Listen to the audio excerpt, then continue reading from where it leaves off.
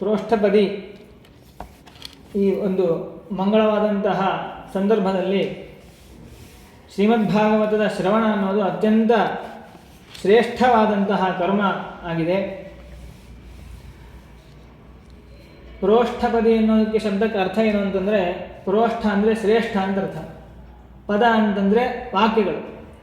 ಉತ್ತಮವಾದಂತಹ ಮಾತು ವಾಕ್ಯಗಳು ಯಾವುದು ಅಂದರೆ, ನಮ್ಮ ಮಾತು ಲೌಕಿಕ ವಿಷಯವಾದಂತಹ ಮಾತಾಗಿದ್ದರೆ ಅದು ಅಧಮವಾದದ್ದು, ನೀಚವಾದದ್ದು. ಭಗವದ್ ವಿಷಯಕವಾದಂತಹ ಮಾತಾಗಿದ್ದರೆ ಅದು ಉತ್ತಮವಾದದ್ದು. ಹಾಗಾಗಿ ಅಂತಹ ಭಗವಂತನ ಗುಣಗಳನ್ನು ಪ್ರತಿಪಾದನೆ ಮಾಡುವಂತಹ ಮಾತುಗಳು ಯಾವುದು ಅಂದರೆ ಶ್ರೀಮದ್ ಭಾಗವತ. ಅಂತಹ ಭಗವಂತನನ್ನು ಹೇಳುವಂತಹ ಗ್ರಂಥಗಳು ಅನೇಕ ಇದೆ, ಇದ್ದರೂ ಕೂಡ ಅದರಲ್ಲೇ ಸಾರಭೂತವಾದದ್ದು ಯಾವುದು ಅಂದರೆ ಶ್ರೀಮದ್ ಭಾಗವತ. ಇದೇ ಮಹಾತ್ಮೆಯಲ್ಲಿ ಅದನ್ನು ಹೇಳ್ತಾರೆ. ಅಂತಹ ಶ್ರೀಮದ್ ಭಾಗವತದ ಶ್ರವಣ ಅನ್ನೋದು ವಿಶೇಷವಾಗಿ ಭಾದ್ರಪದ ಮಾಸದಲ್ಲಿ ಮಾಡಬೇಕಾದದ್ದು ಅತ್ಯಂತ ಅವಶ್ಯವಾದ ಕರ್ತವ್ಯವಾಗಿದೆ. ಹಾಗಾಗಿ ಆ ಭಾಗವತದ ಶ್ರವಣದಲ್ಲಿ ನಮಗೆ ಶ್ರದ್ಧೆ ಬರಬೇಕು ಅಂತಂದರೆ ಅದರ ಮಹಿಮೆಯನ್ನು ಮೊದಲು ತಿಳ್ಕೋಬೇಕು. ಯಾವುದೇ ವಿಧವಾದ ಕರ್ಮದಲ್ಲಿ ನಮಗೆ ಶ್ರದ್ಧೆಯಿಂದ ಅದನ್ನು ಮಾಡಬೇಕು, ಆಸಕ್ತಿಯಿಂದ ಮಾಡಬೇಕು ಅಂತಾದರೆ ಅದರ ಮಹತ್ವವನ್ನು ತಿಳ್ಕೊಂಡು ಮಾಡಬೇಕು. ಇಲ್ಲ ಅಂತಂದರೆ ಹೌದು ಸುಮ್ಮನೆ ದೊಡ್ಡವರು ಹೇಳಿದ್ದಾರೆ ಅದಕ್ಕೋಸ್ಕರ ಮಾಡಬೇಕು, ಬಿಡಬಾರ್ದು ಅಂಥೇಳಿ ಮಾಡೋದಾಗತ್ತೆ. ನಮ್ಮ ಮನಸ್ಸಿನಿಂದ ಆಸಕ್ತಿಪೂರ್ವಕವಾಗಿ ಅದನ್ನು ಮಾಡಬೇಕು ಅಂತಾದರೆ ಯಾವುದೇ ಆಗಿರ್ಬೋದು, ಸ್ನಾನ, ಸಂಧ್ಯಾವಂದನೆ, ದೇವತಾರ್ಚನೆ, ಯಾವುದೇ ಸತ್ಕರ್ಮವನ್ನು ಮಾಡಬೇಕಾದಾಗಲೂ ಕೂಡ ನಾವು ಮನಸ್ಸಿನಿಂದ ಶ್ರದ್ಧೆಯಿಂದ ಭಕ್ತಿಯಿಂದ ಅದನ್ನು ಮಾಡಬೇಕಾಗತ್ತೆ. ಆಗಲೇ ಆ ಕರ್ಮ ಫಲ ಕೊಡೋದು. ಸುಮ್ಮನೆ ಹೇಳಿದರೆ ಮಾಡಬೇಕು ಅಂತಂದರೆ ಆ ಕರ್ಮಕ್ಕೆ ಹೆಚ್ಚು ಫಲ ಬರೋದಿಲ್ಲ, ಬೆಲೆ ಇರೋದಿಲ್ಲ. ಯದೇವ ವಿದ್ಯೆಯ ಕರೋತಿ ಉಪನಿಷದ ತದೇವ ವೀರ್ಯವತ್ತರಂ ಭವತಿ. ಹಾಗಾಗಿ ಆ ಕರ್ಮದ ಮಹತ್ವವನ್ನು ತಿಳ್ಕೊಂಡು ಆಚರಣೆಯನ್ನು ಮಾಡಬೇಕು. ಆದ್ದರಿಂದ ಶ್ರೀಮದ್ ಭಾಗವತ ಶ್ರವಣದಲ್ಲಿ ನಮಗೆ ಶ್ರದ್ಧೆ ಬರಬೇಕು ಅಂದರೆ ಅದರ ಮಹಿಮೆಯನ್ನು ಮೊದಲು ತಿಳ್ಕೋಬೇಕು. ಎಷ್ಟು ಅದ್ಭುತವಾದ ಮಹಿಮೆ ಶ್ರೀಮದ್ ಭಾಗವತ ಶ್ರವಣಕ್ಕೆ ಇದೆ ಅನ್ನೋದನ್ನು ಪುರಾಣದಲ್ಲಿ ಪ್ರತಿಪಾದನೆ ಮಾಡಿದ್ದಾರೆ. ಅನೇಕ ಪುರಾಣಗಳಲ್ಲಿ ಭಾಗವತದ ಮಹಿಮೆ ಬರ್ತದೆ. ಅದರಲ್ಲೂ ಕೂಡ ಪದ್ಮಪುರಾಣದಲ್ಲಿ ಹೇಳಿರುವಂತಹ ಮಹಿಮೆ, ಅದನ್ನು ಶ್ರವಣ ಮಾಡಿ ಆಮೇಲೆ ಭಾಗವತ ಶ್ರವಣ ಮಾಡುವ ಸಂಪ್ರದಾಯ ಬಂದಿದೆ. ಆದ್ದರಿಂದ ಆ ಮಹಿಮೆಯನ್ನು ಮೊದಲಿಗೆ ಶ್ರವಣವನ್ನು ಮಾಡೋಣ. ಶೌನಕರು ಪ್ರಶ್ನೆ ಮಾಡ್ತಾರೆ ಸೂತಾಚಾರ್ಯರಿಗೆ. ಶೌನಕ ಋಷಿಗಳು ನೈಮಿಷಾರಣ್ಯದಲ್ಲಿ 1000 ವರ್ಷದ ಯಜ್ಞದ ಜ್ಞಾನಸತ್ರವನ್ನು ಮಾಡಬೇಕು ಅಂತ ಹೇಳಿ ಅವರು ಸಂಕಲ್ಪ ಮಾಡಿ ಕೂತಿರ್ತಾರೆ. ಸೂತಾಚಾರ್ಯರು ಅಲ್ಲಿಗೆ ಬರ್ತಾರೆ. ಬಂದಾಗ ಎಲ್ಲ ಶೌನಕರು ಕೂಡ ಅವರಿಗೆ ಪ್ರಶ್ನೆ ಮಾಡ್ತಾರೆ, ಸ್ವಾಮಿ ನಮಗೆ ಉಪದೇಶವನ್ನು ಮಾಡಿ.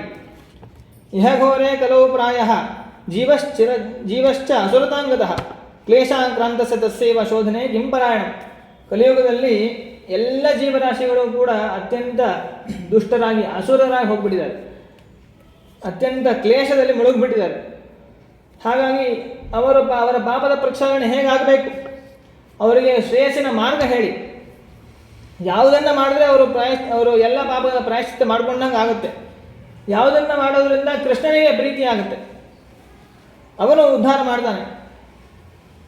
ಯಾಕೆಂದರೆ ಸ್ವರ್ಗದಲ್ಲಿ ಚಿಂತಾಮಣಿ ಇದೆ. ಚಿಂತಾಮಣಿ ಲೋಕಸುಖಂ ಸುರದ್ರು ಸ್ವರ್ಗ ಸಂಪದಂ. ಚಿಂತಾಮಣಿ ಮತ್ತು ಕಲ್ಪವೃಕ್ಷ ಇವೆಲ್ಲವೂ ಕೂಡ ಕೇಳಿದ್ದನ್ನು ಕೊಡುವಂತಹದ್ದಾಗಿದೆ.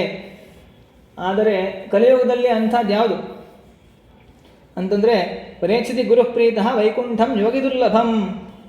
ಗುರುಗಳು ಅನ್ನುವಂತಹ ಒಂದು ಚಿಂತಾಮಣಿ ಕಲಿಯುಗದಲ್ಲಿದ್ದಾರೆ. ಆ ಗುರುಗಳನ್ನು ಶರಣ ಹೋದಾಗ ಅವರು ನಮಗೆ ದುಃಖದ ಮಾರ್ಗದಿಂದ ಸುಖದ ಮಾರ್ಗದ ಕಡೆ ಉಪದೇಶವನ್ನು ಮಾಡ್ತಾರೆ.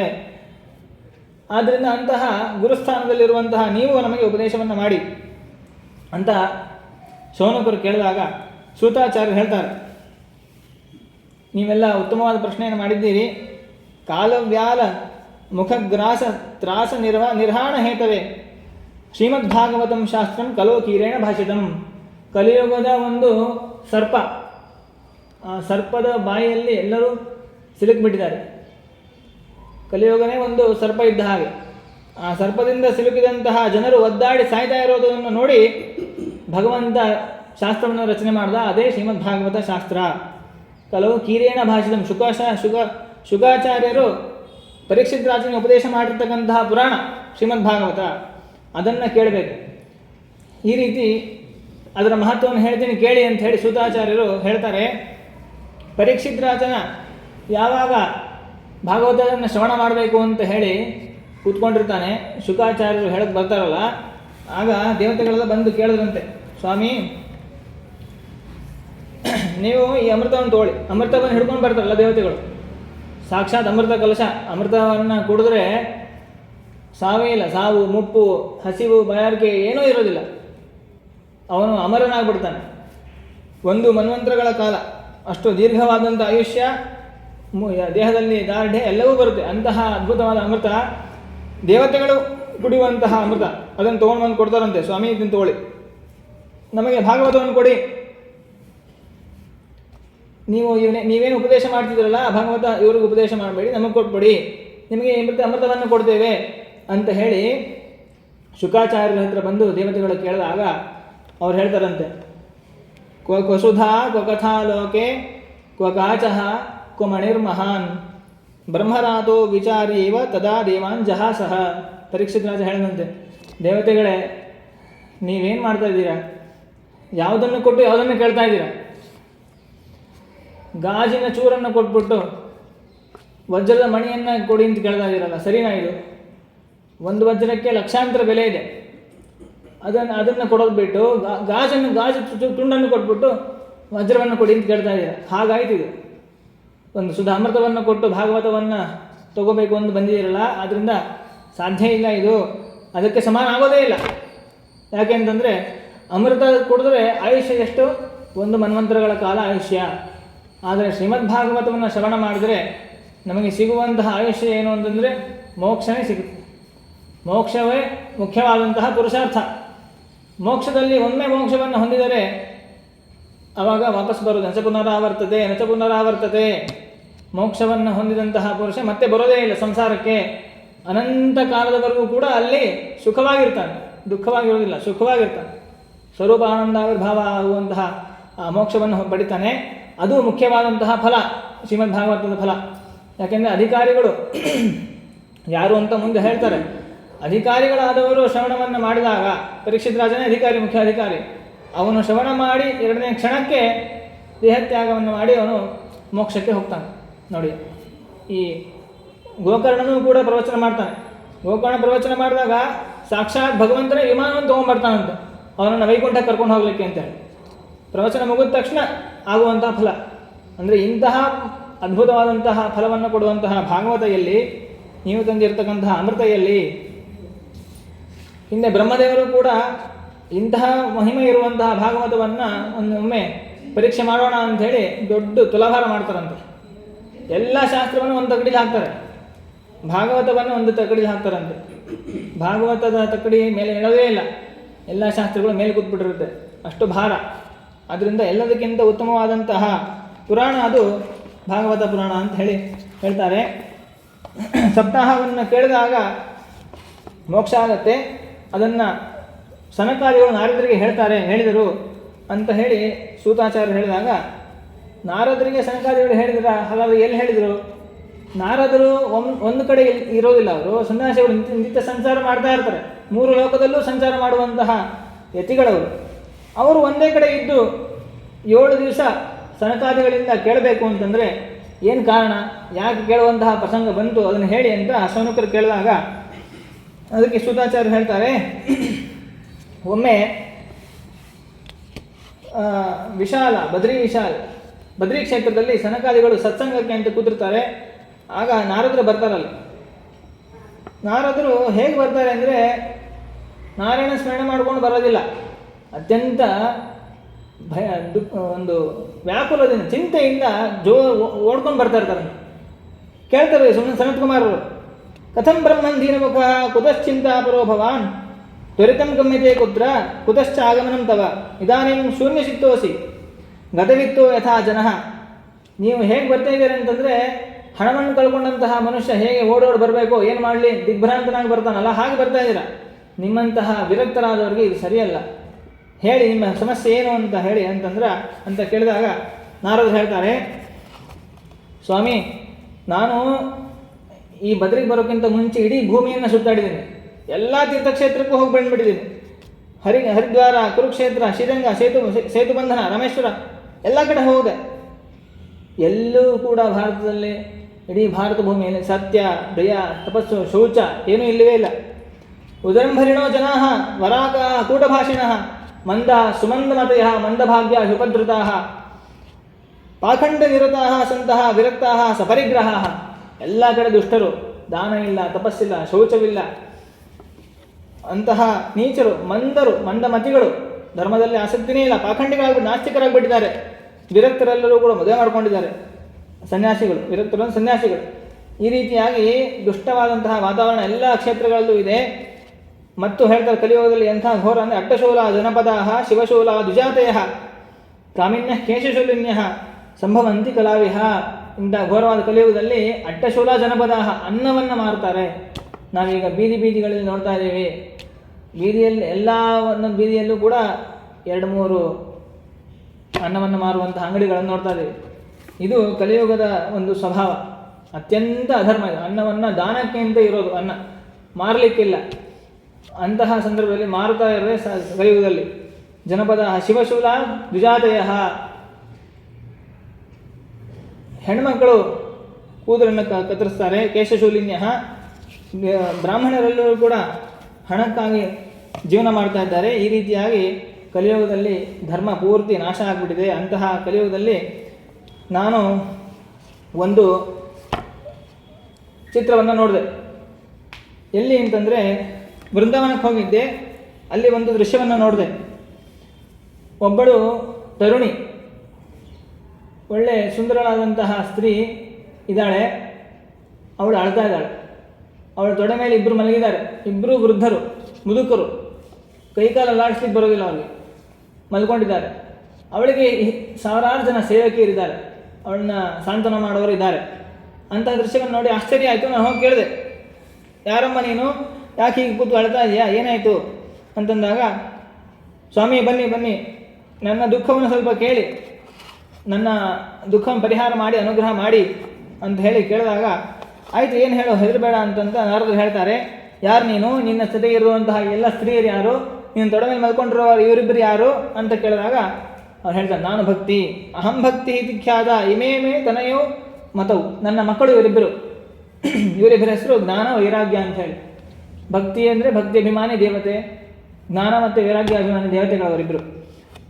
ಈ ಕಲಿಯುಗದಲ್ಲಿ ಇವರಿಬ್ಬರು ಮುದುಕರಾಗ್ಬಿಟ್ಟಿದ್ದಾರೆ. ನೋಡಿ ಸ್ವಾಮಿ, ನಾನು ಗಂಗಾ ಎಲ್ಲ ತೀರ್ಥಕ್ಷೇತ್ರಗಳಲ್ಲೂ ಕೂಡ ವಾಸ ಮಾಡ್ತಿದ್ದೆ. ನನ್ನ ಚರಿತ್ರೆಯನ್ನು ಕೇಳಿ. ಉತ್ಪನ್ನ ದ್ರವಿಡೆ, ನಾನು ಭಕ್ತಿ ಎಲ್ಲಿ ಹುಟ್ಟಿದ್ದೆ ಅಂದರೆ ದ್ರವಿಡ ದೇಶದಲ್ಲಿ, ಅಂದರೆ ತಮಿಳುನಾಡು ಭಕ್ತಿ ಹುಟ್ಟಿದೆ. ಯಾಕೆಂದರೆ ಅಲ್ಲಿ ಭಗವಂತನ ಸ್ವಯಂ ವ್ಯಕ್ತ ಕ್ಷೇತ್ರಗಳು ಹೆಚ್ಚಿದೆ. ಆದ್ದರಿಂದ ಅಂತಹ ತಮಿಳುನಾಡು ಕ್ಷೇತ್ರದಲ್ಲಿ ಭಕ್ತಿ ಉತ್ಪತ್ತಿ ಆಯಿತು. ಉತ್ಪನ್ನ ದ್ರವಿಡೇ ಚಾಹಂ ವೃದ್ಧಿ ಕರ್ನಾಟಕಕ್ಕೆ ಗತ. ಕರ್ನಾಟಕದಲ್ಲಿ ಭಕ್ತಿ ಅಭಿವೃದ್ಧಿ ಆಯಿತು. ಸಜ್ಜನರು ಹೆಚ್ಚು ಕರ್ನಾಟಕದಲ್ಲೇ ಇರೋದು, ಭಕ್ತಿ ಮಾಡುವವರು. ಕ್ವಚಿತ್ ಮಹಾರಾಷ್ಟ್ರದಲ್ಲಿ ಸ್ವಲ್ಪ ಇದ್ದೇನೆ, ಸ್ವಲ್ಪ ನಾನು ವೃದ್ಧಿ ಹೊಂದಿದೆ. ಆದರೆ ಗುಜರಾತಿಗೆ ಹೋದಾಗ ಪೂರ್ಣ ಮದುಗಳಾಗ್ಬಿಟ್ಟೆ. ಇಂತಹ ಘೋರವಾದ ಪಾಖಂಡಿಗಳಾಗಿರುವಂತಹ ಜನ ತುಂಬಿರುವಂತಹ ದೇಶದಲ್ಲಿ ಎಲ್ಲ ಸಂಚಾರ ಮಾಡಿದ್ರು ಕೂಡ ನನಗೆ ನನ್ನ ದೇಹಕ್ಕೆ ಪುಷ್ಟಿ ಸಿಗಲೇ ಇಲ್ಲ. ಆದರೆ ವೃಂದಾವನಕ್ಕೆ ಬಂದಿದ್ದೆ. ವೃಂದಾವನಕ್ಕೆ ಬಂದಾಗ ಮಾತ್ರ ನಾನು ಮುದುಕಿ ಆಗಿದ್ದು ಈಗ ತರುಣಿ ಆಗಿಬಿಟ್ಟಿದ್ದೀನಿ. ಯಾಕೆಂದರೆ ಇಲ್ಲಿರುವ ಜನ ಸ್ವಲ್ಪ ಭಕ್ತಿಯನ್ನು ಮಾಡ್ತಾರೆ. ಆದ್ದರಿಂದ ನನಗೆ ತಾರುಣ್ಯ ಬಂದಿದೆ. ಆದರೆ ನನ್ನ ಮಕ್ಕಳು ಇವರಿಬ್ಬರು ಜ್ಞಾನ ವೈರಾಗ್ಯ, ಇವರಿಬ್ಬರಿಗೆ ಮುಪ್ಪು ಬಂದುಬಿಟ್ಟಿದೆ. ಇವರಿಬ್ಬರು ವೃದ್ಧರಾಗ್ಬಿಟ್ಟಿದ್ದಾರೆ. ಇದಕ್ಕೇನು ಕಾರಣ? ನೀವು ದಯವಿಟ್ಟು ನನ್ನ ಈ ಒಂದು ದುಃಖವನ್ನು ಪರಿಹಾರ ಮಾಡಿ ಅಂತ ಕೇಳಿದಾಗ ನಾರದರು ಹೇಳ್ತಾರೆ, ನೀನು ದುಃಖ ಪಡಬೇಡ.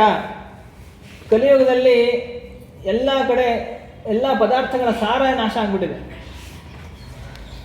ಏನು ಸಾರ ನಾಶ ಆಗಿಬಿಟ್ಟಿದೆ ಅಂತಂದರೆ, ಯತ್ಫಲಂ ನಾಸ್ತಿ ತಪಸ ನಯೋಗೇನ ಸಮಾಧಿನ ತತ್ಫಲಂ ಲಭತೆ ಸಮ್ಯಕ್ ಕಲವು ಕೇಶವ ಕೀರ್ತನಾತ್. ಯಾವ ಕಲಿಯುಗದಲ್ಲಿ ನೋಡಿ ಎಲ್ಲ ಪದಾರ್ಥಗಳಲ್ಲೂ ಸಾರ ಕಳ್ಕೊಂಡ್ಬಿಟ್ಟಿದೆ. ಪದಾರ್ಥದಲ್ಲಿ ಅಂತಂದರೆ ನಾವು ತಿನ್ನುವ ಪದಾರ್ಥ ಆಗಿರ್ಬೋದು, ಉಪಯೋಗಿಸುವ ಪದಾರ್ಥ ಆಗಿರ್ಬೋದು, ಎಲ್ಲದರಲ್ಲೂ ಕೂಡ ಸಾರ ನಾಶ ಆಗಿಬಿಟ್ಟಿದೆ. ಯಾಕೆ? ಅದಕ್ಕೇನು ಕಾರಣ ಅಂದರೆ ಅದಕ್ಕೆ ಧರ್ಮನಾಶನೇ ಕಾರಣ.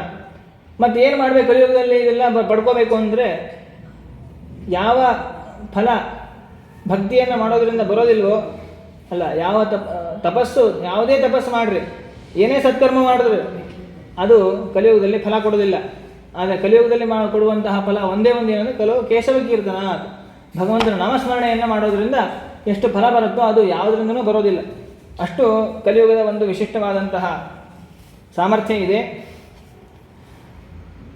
ಹಾಗಾದರೆ ನಾನೇನು ಮಾಡಬೇಕೀಗ ಅಂತ ಭಕ್ತಿ ಕೇಳಿದಾಗ, ನೀನೇನು ಚಿಂತೆ ಮಾಡಬೇಡ, ನೀನು ಅವಳನ್ನು ಇನ್ನೂ ಹೆಚ್ಚು ಸ್ತೋತ್ರ ಮಾಡ್ತಾರೆ ಕಲಿಯುಗ ನಾರದರು ಭಕ್ತಿಯನ್ನು. ನೋಡು ಭಕ್ತಿ, ಭಗವಂತ ಎಂತಹ ಸತ್ಕರ್ಮ ಮಾಡಿದ್ರೂ ಒಲೆಯಲ್ಲ, ಆದರೆ ನೀನು ಕರೆದರೆ ಭಗವಂತ ಬಂದೇ ಬರ್ತಾನೆ. ಶ್ರೀಕೃಷ್ಣ ಚರಣಾಂಬೋಜಂ ಸ್ಮರ ದುಃಖಂ ಗಮಿಷ್ಯತಿ. ಯಾಕೆ ಅಂತಂದರೆ ದ್ರೌಪದಿ ದೇವಿ ಭಕ್ತಿ ಮಾಡಲು ತಕ್ಷಣ ಬಂದ್ಬಿಟ್ಟ ಶ್ರೀಕೃಷ್ಣ. ಅದೇ ರೀತಿ ಗೋಪಿಕಾಸ್ತ್ರೀಯರು ಅವರು ಭಕ್ತಿ ಮಾಡಿದ್ರು. ಅವರೇನು ತಪಸ್ಸು ಮಾಡಿದ್ರಾ ಅಥವಾ ಅಧ್ಯಯನ ಮಾಡಿದ್ರಾ, ಅವ್ರೇನು ಜ್ಞಾನ ಸಂಪಾದನೆ ಮಾಡಿದ್ರು? ಏನಿಲ್ಲ. ಆದರೂ ಕೂಡ ಭಕ್ತಿ ಇತ್ತು ಅವರಿಗೆ. ಭಕ್ತಿ ಇರೋದ್ರಿಂದ ಭಗವಂತ ಒಲಿದ ಅವರಿಗೆ. ಹೀಗೆ ನಿನ್ನ ಮಹಾತ್ಮೆ ತುಂಬ ಇದೆ. ಕಲಿನಾ ಸದೃಶ ಕೋಪಿ ಯುಗೋ ನಾಸ್ತಿ ವರಾನನೆ ತಸ್ಮಿನ್ ಸ್ಥಂ ಸ್ಥಾಪಯಿಷ್ಯಾಮಿ ಗೇಹೆ ಗೇಹೆ ಜನೇ ಜನೇ. ನಿನ್ನ ಯಾವ ಸತ್ಕರ್ಮಾಚರಣೆಯನ್ನು ಮಾಡಿದರೂ ಕೂಡ ಅದರಿಂದ ಒಲಿದೇ ಇರುವಂತಹ ಭಗವಂತ ಭಕ್ತಿಯನ್ನು ಮಾಡೋದ್ರಿಂದ ಒಲಿತಾನೆ. ಭಕ್ತಿ ಮಾಡುವಂತಹ ಪುರುಷ ಅವನಿಗೆ ಪ್ರೇತದ ಬಾಧೆ ಇಲ್ಲ, ಪಿಶಾಚದ ಬಾಧೆ ಇಲ್ಲ, ರಾಕ್ಷಸರು ಅಸುರರು ಯಾರೂ ಅವರನ್ನು ಪೀಡಿಸಲಿಕ್ಕೆ ಸಾಧ್ಯ ಇಲ್ಲ. ನ ತಪೋಭಿರ್ನ ವೇದೇಶ್ಚ, ಯಾವುದೇ ವೇದಗಳನ್ನು ಅಧ್ಯಯನ ಮಾಡಿದ್ರೂ ಸಾಕಾಗೋದಿಲ್ಲ. ಭಗವಂತ ನೀನು ಕರೆದ್ರೆ ಎಂತಹ ನೀಚ ಸ್ಥಾನಕ್ಕೂ ಕೂಡ ಬರ್ತಾನೆ ಭಗವಂತ. ನೀಚ ಗೇಹೇಪಿ ನೀಚ ಗ್ರಹೇಶ್ವಪಿ ಭಗವಾನ್ ಯಾತಿ. ಯಾಕೆಂದರೆ ಭಕ್ತಿಯನ್ನು ಮಾಡುವಂತಹ ಜನ ನೀಚ ಯೋನಿಯಲ್ಲಿದ್ದರೂ ಕೂಡ ಅವರಿಗೆ ಭಗವಂತ ಒಲಿದು ಬರ್ತಾನೆ. ಸರಿ, ಆಯಿತು ಸ್ವಾಮಿ, ನಾನು ನಿಮ್ಮ ಸ್ತೋತ್ರವನ್ನು ಕೇಳಿದಾಗ ಅವಳಿಗೆ ಶಕ್ತಿ ಬರುತ್ತೆ, ಸ್ವಲ್ಪ ಉತ್ಸಾಹ ಬರುತ್ತೆ, ಅಳೋದು ನಿಲ್ಲಿಸ್ತಾಳೆ. ನನಗೆ ಸಂತೋಷ ಆಯಿತು, ನನ್ನ ಮಕ್ಕಳಿಬ್ಬರು ಹಾಗೆ ಮಲ್ಕೊಂಡಿದ್ದಾರಲ್ಲ, ನನಗೇನೋ ಉದ್ಧಾರ ಮಾಡಿ ಮಕ್ಕಳನ್ನು ಎಬ್ಬಿಸಿ ಅಂತ ಕೇಳ್ತಾಳೆ. ಮಕ್ಕಳನ್ನ ಎಬ್ಬಿಸಿ ಅಂತ ಕೇಳಿದಾಗ ಸರಿ ಅಂತ ಹೇಳಿ, ಇನ್ನೇನು ಚಿಂತೆ ಮಾಡಬೇಡ, ನಾನು ಜ್ಞಾನ ವೈರಾಗ್ಯವನ್ನು ಎಬ್ಬಿಸ್ತೀನಿ ಅಂತ ಹೇಳಿ ಏನು ಮಾಡ್ತಾರೆ, ಎಲ್ಲ ಉಪದೇಶವನ್ನು ಮಾಡ್ತಾರೆ. ಯಾಕೆ ಭಕ್ತಿ ಜ್ಞಾನ ವೈರಾಗ್ಯಗಳು ಕಡಿಮೆ ಆಗಿದೆ ಅಂತಂದರೆ ಕಲಿಯುಗದಲ್ಲಿ ಗ್ರಾಹಕರಿಲ್ಲ. ಒಂದು ಪದಾರ್ಥ ಜಗತ್ತಿನಲ್ಲಿ ಪ್ರಸಿದ್ಧಿ ಆಗಬೇಕು ಅಂದರೆ ಅದನ್ನು ತಗೊಳ್ಳುವಂತಹ ಕಸ್ಟಮರ್ಗಳು ಇರಬೇಕು. ಆವಾಗ ಅದು ಎಲ್ಲ ಕಡೆ ಪ್ರಚಾರ ಆಗುತ್ತೆ. ಭಕ್ತಿ ಜ್ಞಾನ ವೈರಾಗ್ಯವನ್ನು ಯಾರು ತೊಗೊತಾರೆ ಕಲಿಯುಗದಲ್ಲಿ? ಎಲ್ಲ ದುಷ್ಟರಾದಂತಹ ಜನನೇ ಎಲ್ಲ ಕಡೆ ತುಂಬ್ಕೊಂಡ್ಬಿಟ್ಟಿದ್ದಾರೆ ಅಂದಮೇಲೆ ಯಾರು ಭಕ್ತಿನೂ ಮಾಡಲ್ಲ, ಜ್ಞಾನವೂ ಇಲ್ಲ, ವೈರಾಗ್ಯನೂ ಇಲ್ಲ. ಎಲ್ಲೋ ಕೃಷ್ಣ ಹುಟ್ಟಿದಂತಹ ವೃಂದಾವನದಲ್ಲಿ ಸ್ವಲ್ಪ ಭಕ್ತಿ ಇತ್ತು ಅಂತ ಹೇಳಿ ಭಕ್ತಿಗೆ ತಾರುಣ್ಯ ಬಂದಿದೆ. ಜ್ಞಾನ ವೈರಾಗ್ಯಕ್ಕಂತೂ ಸ್ವಲ್ಪನೂ ಸ್ಥಾನವಿಲ್ಲ. ಆ ರೀತಿಯಾಗಿ ಆಗಿದೆ. ಹಾಗಾಗಿ ನೀನು ಚಿಂತೆ ಮಾಡಬೇಡ, ನಾನು ಎಲ್ಲರ ಮನೆಯಲ್ಲಿ ಭಕ್ತಿಯನ್ನು ಜ್ಞಾನ ವೈರಾಗ್ಯವನ್ನು ಸ್ಥಾಪನೆ ಮಾಡ್ತೀನಿ ಅಂತ ಹೇಳಿ ನಾರದರು ಹೇಳ್ತಾರೆ. ಹೇಳಿದಾಗ ಅವರ ಕಿವಿಯಲ್ಲಿ, ಆ ಮುದುಕರಾದಂತಹ ಇಬ್ಬರು ಮಲ್ಕೊಂಡಿರ್ತಾರಲ್ಲ, ಅವರ ಕಿವಿಯಲ್ಲಿ ಎಲ್ಲ ವೇದಗಳು, ಉಪನಿಷತ್ತು, ಮಹಾಭಾರತದ ಎಲ್ಲ ಶಾಸ್ತ್ರವನ್ನು ಉಪದೇಶ ಮಾಡ್ತಾರೆ, ಗೀತೆಯನ್ನು ಉಪದೇಶ ಮಾಡ್ತಾರೆ. ಎಲ್ಲವನ್ನು ಉಪದೇಶ ಮಾಡಿದಾಗ ಆ ಇಬ್ಬರು ಮಲ್ಕೊಂಡಂತಹ ವೃದ್ಧರು ಕಣ್ಣು ತೆಗೆದು ಸ್ವಲ್ಪ ಎದ್ದಂಗೆ ಮಾಡಿ ಮತ್ತೆ ಮಲ್ಕೊಂಡು ಬಿಡ್ತಾರೆ. ನಾರದರಿಗೆ ಆಶ್ಚರ್ಯ ಆಗೋದು, ಅಯ್ಯೋ ಏನಿದು, ಎಷ್ಟೆಲ್ಲ ಉಪದೇಶ ಮಾಡಿದ್ರು ಕೂಡ ಇವರಿಬ್ಬರು ಜ್ಞಾನ ವೈರಾಗ್ಯಗಳು ಎದ್ದಿಲ್ವಲ್ಲ, ಏನು ಮಾಡಬೇಕು, ಏನು ಉಪಾಯ ಇದಕ್ಕೆ ಅಂತ ಹೇಳಿ ಚಿಂತಾಕ್ರಾಂತರಾದಾಗ ಆಕಾಶವಾಣಿ ಆಗುತ್ತೆ. ನಾರದರೇ, ನೀವು ಮಾಡ್ತಾ ಇರೋ ಕೆಲಸ ಸರಿ ಇದೆ, ಇನ್ನೂ ಒಂದು ಸತ್ಕರ್ಮವನ್ನು ಮಾಡಬೇಕು, ಅದನ್ನು ಮಾಡಿದಾಗ ನೀವು ಜ್ಞಾನ ವೈರಾಗ್ಯವನ್ನು ಎಬ್ಬಿಸ್ಬೋದು, ಅದನ್ನು ನಿಮಗೆ ಸಜ್ಜನರಾದಂತಹ ಉತ್ತಮರಾದ ಜ್ಞಾನಿಗಳು ತಿಳಿಸ್ತಾರೆ ಅಂತ ಹೇಳ್ತಾರೆ. ಇಷ್ಟು ಹೇಳ್ಬಿಡ್ತು ಆಕಾಶವಾಣಿ. ಅವರಿಗೆ ಮತ್ತೆ ಚಿಂತೆ ಜಾಸ್ತಿ ಆಯಿತು. ಯಾಕೆಂದರೆ ಸ್ಪಷ್ಟವಾಗಿ ಹೇಳಿಲ್ಲ, ಏನು ಸತ್ಕರ್ಮ ಮಾಡಬೇಕು ಅಂತ ಹೇಳಿಲ್ಲ, ಯಾರು ಉಪದೇಶ ಮಾಡ್ತಾರೆ ಅಂತಲೂ ಹೇಳಿಲ್ಲ. ಹಾಗಾಗಿ ಅಡ್ಗೋಡ ಮೇಲೆ ದೀಪ ಇಟ್ಟ ಹಾಗೆ ಆಕಾಶವಾಣಿ ಆಗ್ಬಿಟ್ಟಿದೆ. ಇದೇನಿದು, ಏನು ಮಾಡಬೇಕು ಅಂತ ಹೇಳಿ ಸರಿ ಅಂತ ಎಲ್ಲ ಸಜ್ಜನರಿಗೆ ಯಾರ್ಯಾರು ಸಿಕ್ತಾರೋ ಅವ್ರ ದಾರಿಯಲ್ಲಿ ನಾರದರಿಗೆ ಎಲ್ಲ ಕ್ಷೇತ್ರಕ್ಕೆ ಹೋಗಿ ಅಲ್ಲಿರೋ ಎಲ್ಲ ಮುನಿಗಳಿಗೆ, ಋಷಿಗಳು ಎಲ್ಲರೂ ಕೇಳ್ತಾರೆ, ಸ್ವಾಮಿ ಈ ರೀತಿ ಆಕಾಶವಾಣಿ ಆಗಿದೆ, ಏನು ಮಾಡಬೇಕು ಅಂತ. ಅಲ್ಲಿ ಜನರೆಲ್ಲ ಕೇಳಿಕೊಂಡು ಅವ್ರನ್ನ, ನಿಮಗೇ ಗೊತ್ತಿದೆ, ನೀವು ನಾರದರು ಮಹಾನುಭಾವರು, ನಿಮಗೆ ಗೊತ್ತಿಲ್ಲದಿರುವಂಥ ಸತ್ಕರ್ಮ ನಮಗೇನು ಗೊತ್ತಿರುತ್ತೆ? ಇಷ್ಟೆಲ್ಲ ಉಪದೇಶ ಮಾಡಿದ್ರೂ ಕೂಡ ಜ್ಞಾನ ವೈರಾಗ್ಯಗಳಿಗೆ ಜೀವ ಬಂದಿಲ್ಲ ಅಂತಂದರೆ ಇನ್ನೇನು ಸತ್ಕರ್ಮ ಉಳಿದಿದೆ ಇದಕ್ಕಿಂತ? ಏನಿಲ್ವೇ ಇಲ್ಲ ಅಂತ ಕೆಲವರು ಅವರ ಪ್ರಶ್ನೆಯನ್ನು ಕೇಳಿ ಮೌನದಿಂದ ಇರೋರು ಕೆಲವರು, ಭಯದಿಂದ ಭಯ ಆಗೋರು ಕೆಲವರು, ಪ್ರಶ್ನೆ ಕೇಳಿ ಓಡಿ ಹೋಗೋರು ಕೆಲವರು. ಈ ರೀತಿಯಾಗಿ ಆಗ್ತಾ ಇದೆ. ನಾರದರಿಗೆ ಏನು ಮಾಡಬೇಕು ತೋರಿಸ್ತಾ ಇಲ್ಲ, ದಿಕ್ಕು ತೋರಿಸ್ತಾ ಇಲ್ಲ. ಹಾಗಾಗಿ ಬದ್ರಿಗೆ ಬಂದಿದ್ದೀನಿ, ನಿಮ್ಮ ದರ್ಶನ ಆಗಿದೆ ಸ್ವಾಮಿ, ನೀವೇ ಉಪಾಯವನ್ನು ಹೇಳಿ ಅಂತ ಸನತ್ ಕುಮಾರಾದಿಗಳಿಗೆ ಪ್ರಾರ್ಥನೆ ಮಾಡಿದಾಗ ನಾರದರಿಗೆ ಯಾರಾದರೂ ಕೇಳ್ತಾರೆ. ಸನತ್ಕುಮಾರ್ ಹೇಳ್ತಾರೆ, ಮಾ ಚಿಂತಾಂ ಕುರು ದೇವರ್ಷೆ ಹರ್ಷಂ ಚಿತ್ತೆ ಸಮಾವಹ ಉಪಾಯ ಸುಖ ಸಾಧ್ಯೋತ್ರ ವರ್ತತೆ ಪೂರ್ವಯವಹಿ. ಇದಕ್ಕೆ ಉಪಾಯ ಸುಲಭವಾಗಿದೆ, ವಿಚಾರ ಮಾಡಬೇಡಿ, ಚಿಂತವನ್ನು ಬಿಡಿ. ಏನು ಮಾಡಬೇಕು ಹಾಗಾದರೆ? ಸತ್ಕರೋ ಶುಚಕೋ ನೂನಂ ನಾನಯಜ್ಞ ಸ್ಮೃತೋ ಬುಧೈ ಶ್ರೀಮದ್ಭಗವತಾಲಾಪ ಸುತಗೀತ ಶುಕಾದಿವಿ. ಉತ್ತಮವಾದಂತಹ ಯಾವ ಸತ್ಕರ್ಮವನ್ನು ಮಾಡಬೇಡಿ, ಒಂದು ಹೇಳ್ತೀನಿ ಕೇಳಿ. ಶ್ರೀಮದ್ಭಾಗವತ ಕಥೆಯನ್ನು ಆಲಾಪವನ್ನು ಮಾಡಬೇಕು, ಕಥಾಶ್ರವಣವನ್ನು ಮಾಡಬೇಕು. ಆ ಕಥಾಶ್ರವಣವನ್ನು ಮಾಡಿದರೆ ಸಾಕು ಜ್ಞಾನ ವೈರಾಗಿಗಳು ಮತ್ತೆ ಎದ್ದೇಳ್ತಾರೆ ಅಂತಂದಾಗ, ಹಾಗಾದರೆ ನೀವೇ ಹೇಳಿ ಸ್ವಾಮಿ, ನಾನು ಕೇಳ್ತೇನೆ, ಅವರಿಬ್ಬರನ್ನು ಕರ್ಕೊಂಬರ್ತೀನಿ ಅಂತಂದಾಗ ಸರಿ ಅಂತ ಹರಿದ್ವಾರದಲ್ಲಿ ಅವರು ಉಪದೇಶವನ್ನು ಮಾಡಬೇಕು ಅಂತ ಪ್ರಾರಂಭ ಮಾಡಬೇಕಾದ್ರೆ ನಾರದರು ಭಕ್ತಿ ಜ್ಞಾನ ವೈರಾಗಿ ಇವರು 3 ಜನನ್ನು ಕರ್ಕೊಂಡು ಬರ್ತಾರೆ. ಕರ್ಕೊಂಡು ಬಂದಾಗ ಅಲ್ಲಿ ಭಾಗವತವನ್ನು ಪ್ರವಚನವನ್ನು ಮಾಡ್ತಾರೆ. ಇದಂ ಭಾಗವತಂ ನಾಮ ಪುರಾಣಂ ಬ್ರಹ್ಮಸಂಹಿತಂ ಭಕ್ತಿ ಜ್ಞಾನ ವೈರಾಗಾಣಂ ಸ್ಥಾಪನಾಯ ಪ್ರಕಾಶಿತಂ. ನೋಡ್ರಿ, ಭಾಗವತ ಶಾಸ್ತ್ರ ಹೊರಟಿದ್ದೇ ಅದಕ್ಕೋಸ್ಕರವಾಗಿ. ಕಲಿಯುಗದಲ್ಲಿ ಭಕ್ತಿ ಜ್ಞಾನ ವೈರಾಗ್ಯ ಈ 3 ಕೂಡ ಸ್ಥಾಪನೆ ಮಾಡೋ ಸಲುವಾಗಿಯೇ ಭಾಗವತ ಪ್ರವಚನವನ್ನು ಕಲಿಯುಗದಲ್ಲಿ ಪ್ರವರ್ತನೆ ಮಾಡಿದ್ದು. ಆದ್ದರಿಂದ ಅಂತಹ ಭಾಗವತ ಶಾಸ್ತ್ರವನ್ನು ಉಪದೇಶವನ್ನು ಮಾಡ್ತಾರೆ. ಎಲ್ಲಿ ಶ್ರವಣ ಮಾಡಬೇಕು ಅಂದರೆ ಗಂಗಾ ತೀರೆ, ಗಂಗಾದ್ವಾರ ಸಮೀಪೇತು ತಟಂ ಆನಂದ ನಾಮಕಂ. ಆನಂದ ತಟಕ ಅಂತ ಹೇಳಿ ಒಂದು ಹರಿದ್ವಾರದ ಸಮೀಪದಲ್ಲಿರುವಂತಹ ಆಶ್ರಮ, ಅಲ್ಲಿ ಶ್ರವಣವನ್ನು ಮಾಡಬೇಕು. ಆ ಶ್ರವಣವನ್ನು ಮಾಡಬೇಕಾದಾಗ ಸನತ್ಕುಮಾರರು ಯಾವ ರೀತಿಯಾಗಿ ಶ್ರವಣ ಮಾಡಬೇಕು ಅಂತ ವಿಧಿ ಇದೆಯೋ ಅದೇ ರೀತಿಯಾಗಿ ಎಲ್ಲರೂ ಶ್ರವಣವನ್ನು ಮಾಡ್ತಾ ಇದ್ದಾರೆ. ಮಹಾ ದೇವತೆಗಳು ಬರ್ತಾರೆ. ಯಾರ್ಯಾರು ಬರ್ತಾರೆ ಅಲ್ಲಿ ಅಂತಂದರೆ ನೋಡ್ರಿ, ಹೇಳೋರು ಸಾಮಾನ್ಯ ಆಚಾರ್ಯರಲ್ಲ, ಹೇಳೋರು ಉತ್ತಮರಾದಂತಹ ಜ್ಞಾನಿಗಳು ಸನತ್ಕುಮಾರರು, ಕೇಳೋರು ನಾರದರು. ಅಂದಮೇಲೆ ಅಲ್ಲಿ ಬರುವಂತಹ ಜನ ಎಂಥವರು ಅಂತಂದರೆ ಹೇಳ್ತಾರೆ, ಭೃಗುರು ವಸಿಷ್ಠಶ್ಚ ವನಶ್ಚ ಗೌತಮಃ ಮೇಧಾತಿಥಿರ್ದೇವಲ ದೇವರಾತೌ ರಾಮಸ್ತಥಾ ಗಾದಿಸುತಶ್ಚ ಶಾಕಲಃ ಮೃಕಂಡಪುತ್ರಾ ತ್ರಿಬಿಪ್ಪಲಾದಾಃ ಯೋಗೇಶ್ವರೋ ವ್ಯಾಸ ಪರಾಶರೋ ಚ ಛಾಯಾಶುಕೋ ಜಾಜಲಿ ಜಹ್ನುಮುಖ್ಯಾಃ ಸರ್ವೇಪ್ಯಮಿ ಮುನಿಗಣಾಃ ಸಹ ಪುತ್ರಶಿಷ್ಯಾಃ ಸ್ವಸ್ತ್ರೀಭಿರಾಯುರತಿಪ್ರಣಯೇನ ಮುಕ್ತ್ಯುಕ್ತಾಃ. ಎಲ್ಲ ರೀತಿ ಋಷಿಗಳು ಬಂದಿದ್ದಾರಲ್ಲಿ.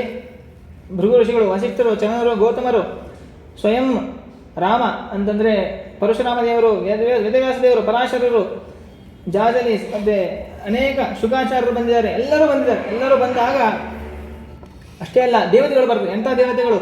ವೇದಾಂತಾನಿ ಚ ವೇದಾಶ್ಚ ಮಂತ್ರಾಸ್ತಂತ್ರ ಸಮೂರ್ತಯ ದಶಸಪ್ತ ಪುರಾಣಾನಿ ಷಟ್ಶಾಸ್ತ್ರಾಣಿ ತಥಾಯುಹು. ವೇದಾಂತಗಳು, ವೇದಗಳು ಅಂದರೆ ವೇದಾಂತ ಅಭಿಮಾನಿ ದೇವತೆಗಳು, ವೇದಾಭಿಮಾನಿ ದೇವತೆಗಳು, ಶಾಸ್ತ್ರಾಭಿಮಾನಿ ದೇವತೆಗಳು, ಪುರಾಣಾಭಿಮಾನಿ ದೇವತೆಗಳು, ಇತಿಹಾಸಾಭಿಮಾನಿ ದೇವತೆಗಳು, ಈ ಎಲ್ಲ ದೇವತೆಗಳು ಮೂರ್ತಿಮಂತಾಗಿ ಬರ್ತಾರೆ. ಗಂಗಾದಿ ತೀರ್ಥಾಭಿಮಾನಿ ದೇವತೆಗಳು ಬರ್ತಾರೆ. ನಗಾದೇಹ ಪರ್ವತಾಭಿಮಾನಿ ದೇವತೆಗಳು, ದೇವಗಂಧರ್ವರು, ದಾನವರು, ಎಲ್ಲ ದಿಕ್ಕುಗಳ ಅಭಿಮಾನಿ ದೇವತೆಗಳು ಎಲ್ಲರೂ ಬಂದು ಅಲ್ಲಿ ಏನು ಶ್ರವಣವನ್ನು ಮಾಡಲಿಕ್ಕೆ ಬರ್ತಾರೆ. ಆ ಶ್ರವಣವನ್ನು ಮಾಡಿದಾಗ ಆ ಭಾಗವತ, ಎಂಥ ಭಾಗವತ ಸನತ್ಕುಮಾರರು ಹೇಳ್ತಾರೆ, ಆ ಭಾಗವತ ಮಹಿಮೆಯನ್ನು ವಿಸ್ತಾರವಾಗಿ ತಿಳಿಸ್ತಾರೆ. ತಿಳಿಸಿದಾಗ ಮತ್ತೆ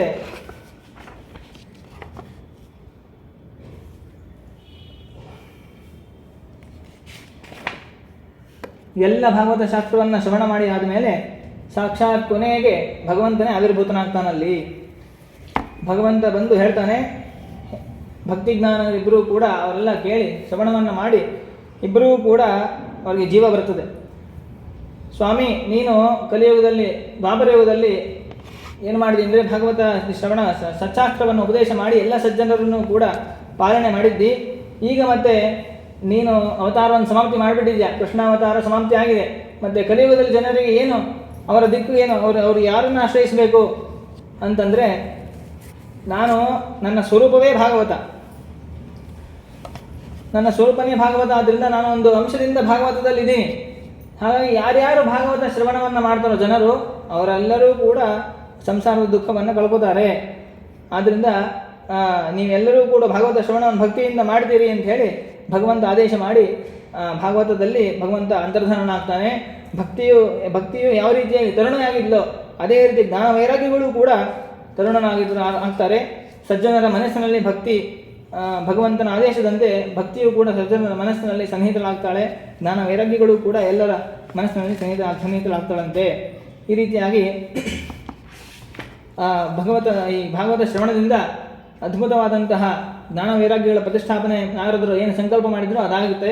ಅದಾದ ಮೇಲೆ ಮತ್ತೆ ಸೂತಾಚಾರ್ಯರು ಹೇಳ್ತಾರೆ, ಕಲಿಯುಗದಲ್ಲಿ ಭಾಗವತದ ಮಹಿಮೆಯನ್ನು ಯಾರ್ಯಾರು ಈ ಭಾಗವತವನ್ನು ಶ್ರವಣ ಮಾಡಿ ಶುದ್ಧರಾಗ್ತಾರೆ ಅದನ್ನು ಹೇಳಿ ಅಂತ ಹೇಳಿ ಪ್ರಶ್ನೆ ಮಾಡಿದಾಗ ಅದನ್ನು ಹೇಳಿದ್ರು.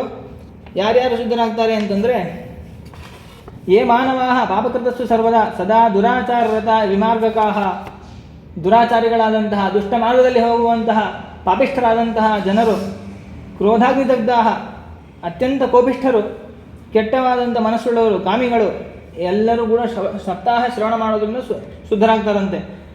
ಹಾಗಾಗಿ ಈ ವಿಷಯದಲ್ಲಿ ಒಂದು ಇತಿಹಾಸವನ್ನು ಹೇಳ್ತೀನಿ ಕೇಳಿ ಅಂತ ಹೇಳಿ ಸೂತಾಚಾರ್ಯರು ಹೇಳ್ತಾರೆ. ಒಮ್ಮೆ ತುಂಗಭದ್ರಾ ನದಿ ತೀರದಲ್ಲಿ ನೋಡ್ರಿ, ದಕ್ಷಿಣ ಕರ್ನಾಟಕ, ತುಂಗಭದ್ರಾ ಅಂದರೆ ಕರ್ನಾಟಕದಲ್ಲಿ ಆದಂತಹ ಘಟನೆಯನ್ನು ಹೇಳ್ತಾರೆ. ತುಂಗಭದ್ರಾ ನದಿಯ ತೀರದಲ್ಲಿ ಒಬ್ಬ ಆತ್ಮದೇವ ಅಂತ ಒಬ್ಬ ಮನುಷ್ಯ, ಒಬ್ಬ ಬ್ರಾಹ್ಮಣ ಇರ್ತಾನೆ. ಅವನಿಗೆ ಒಬ್ಬಳು ಹೆಂಡತಿ, ದುಂದುಲಿ ಅಂತ ಅವಳ ಹೆಸರು.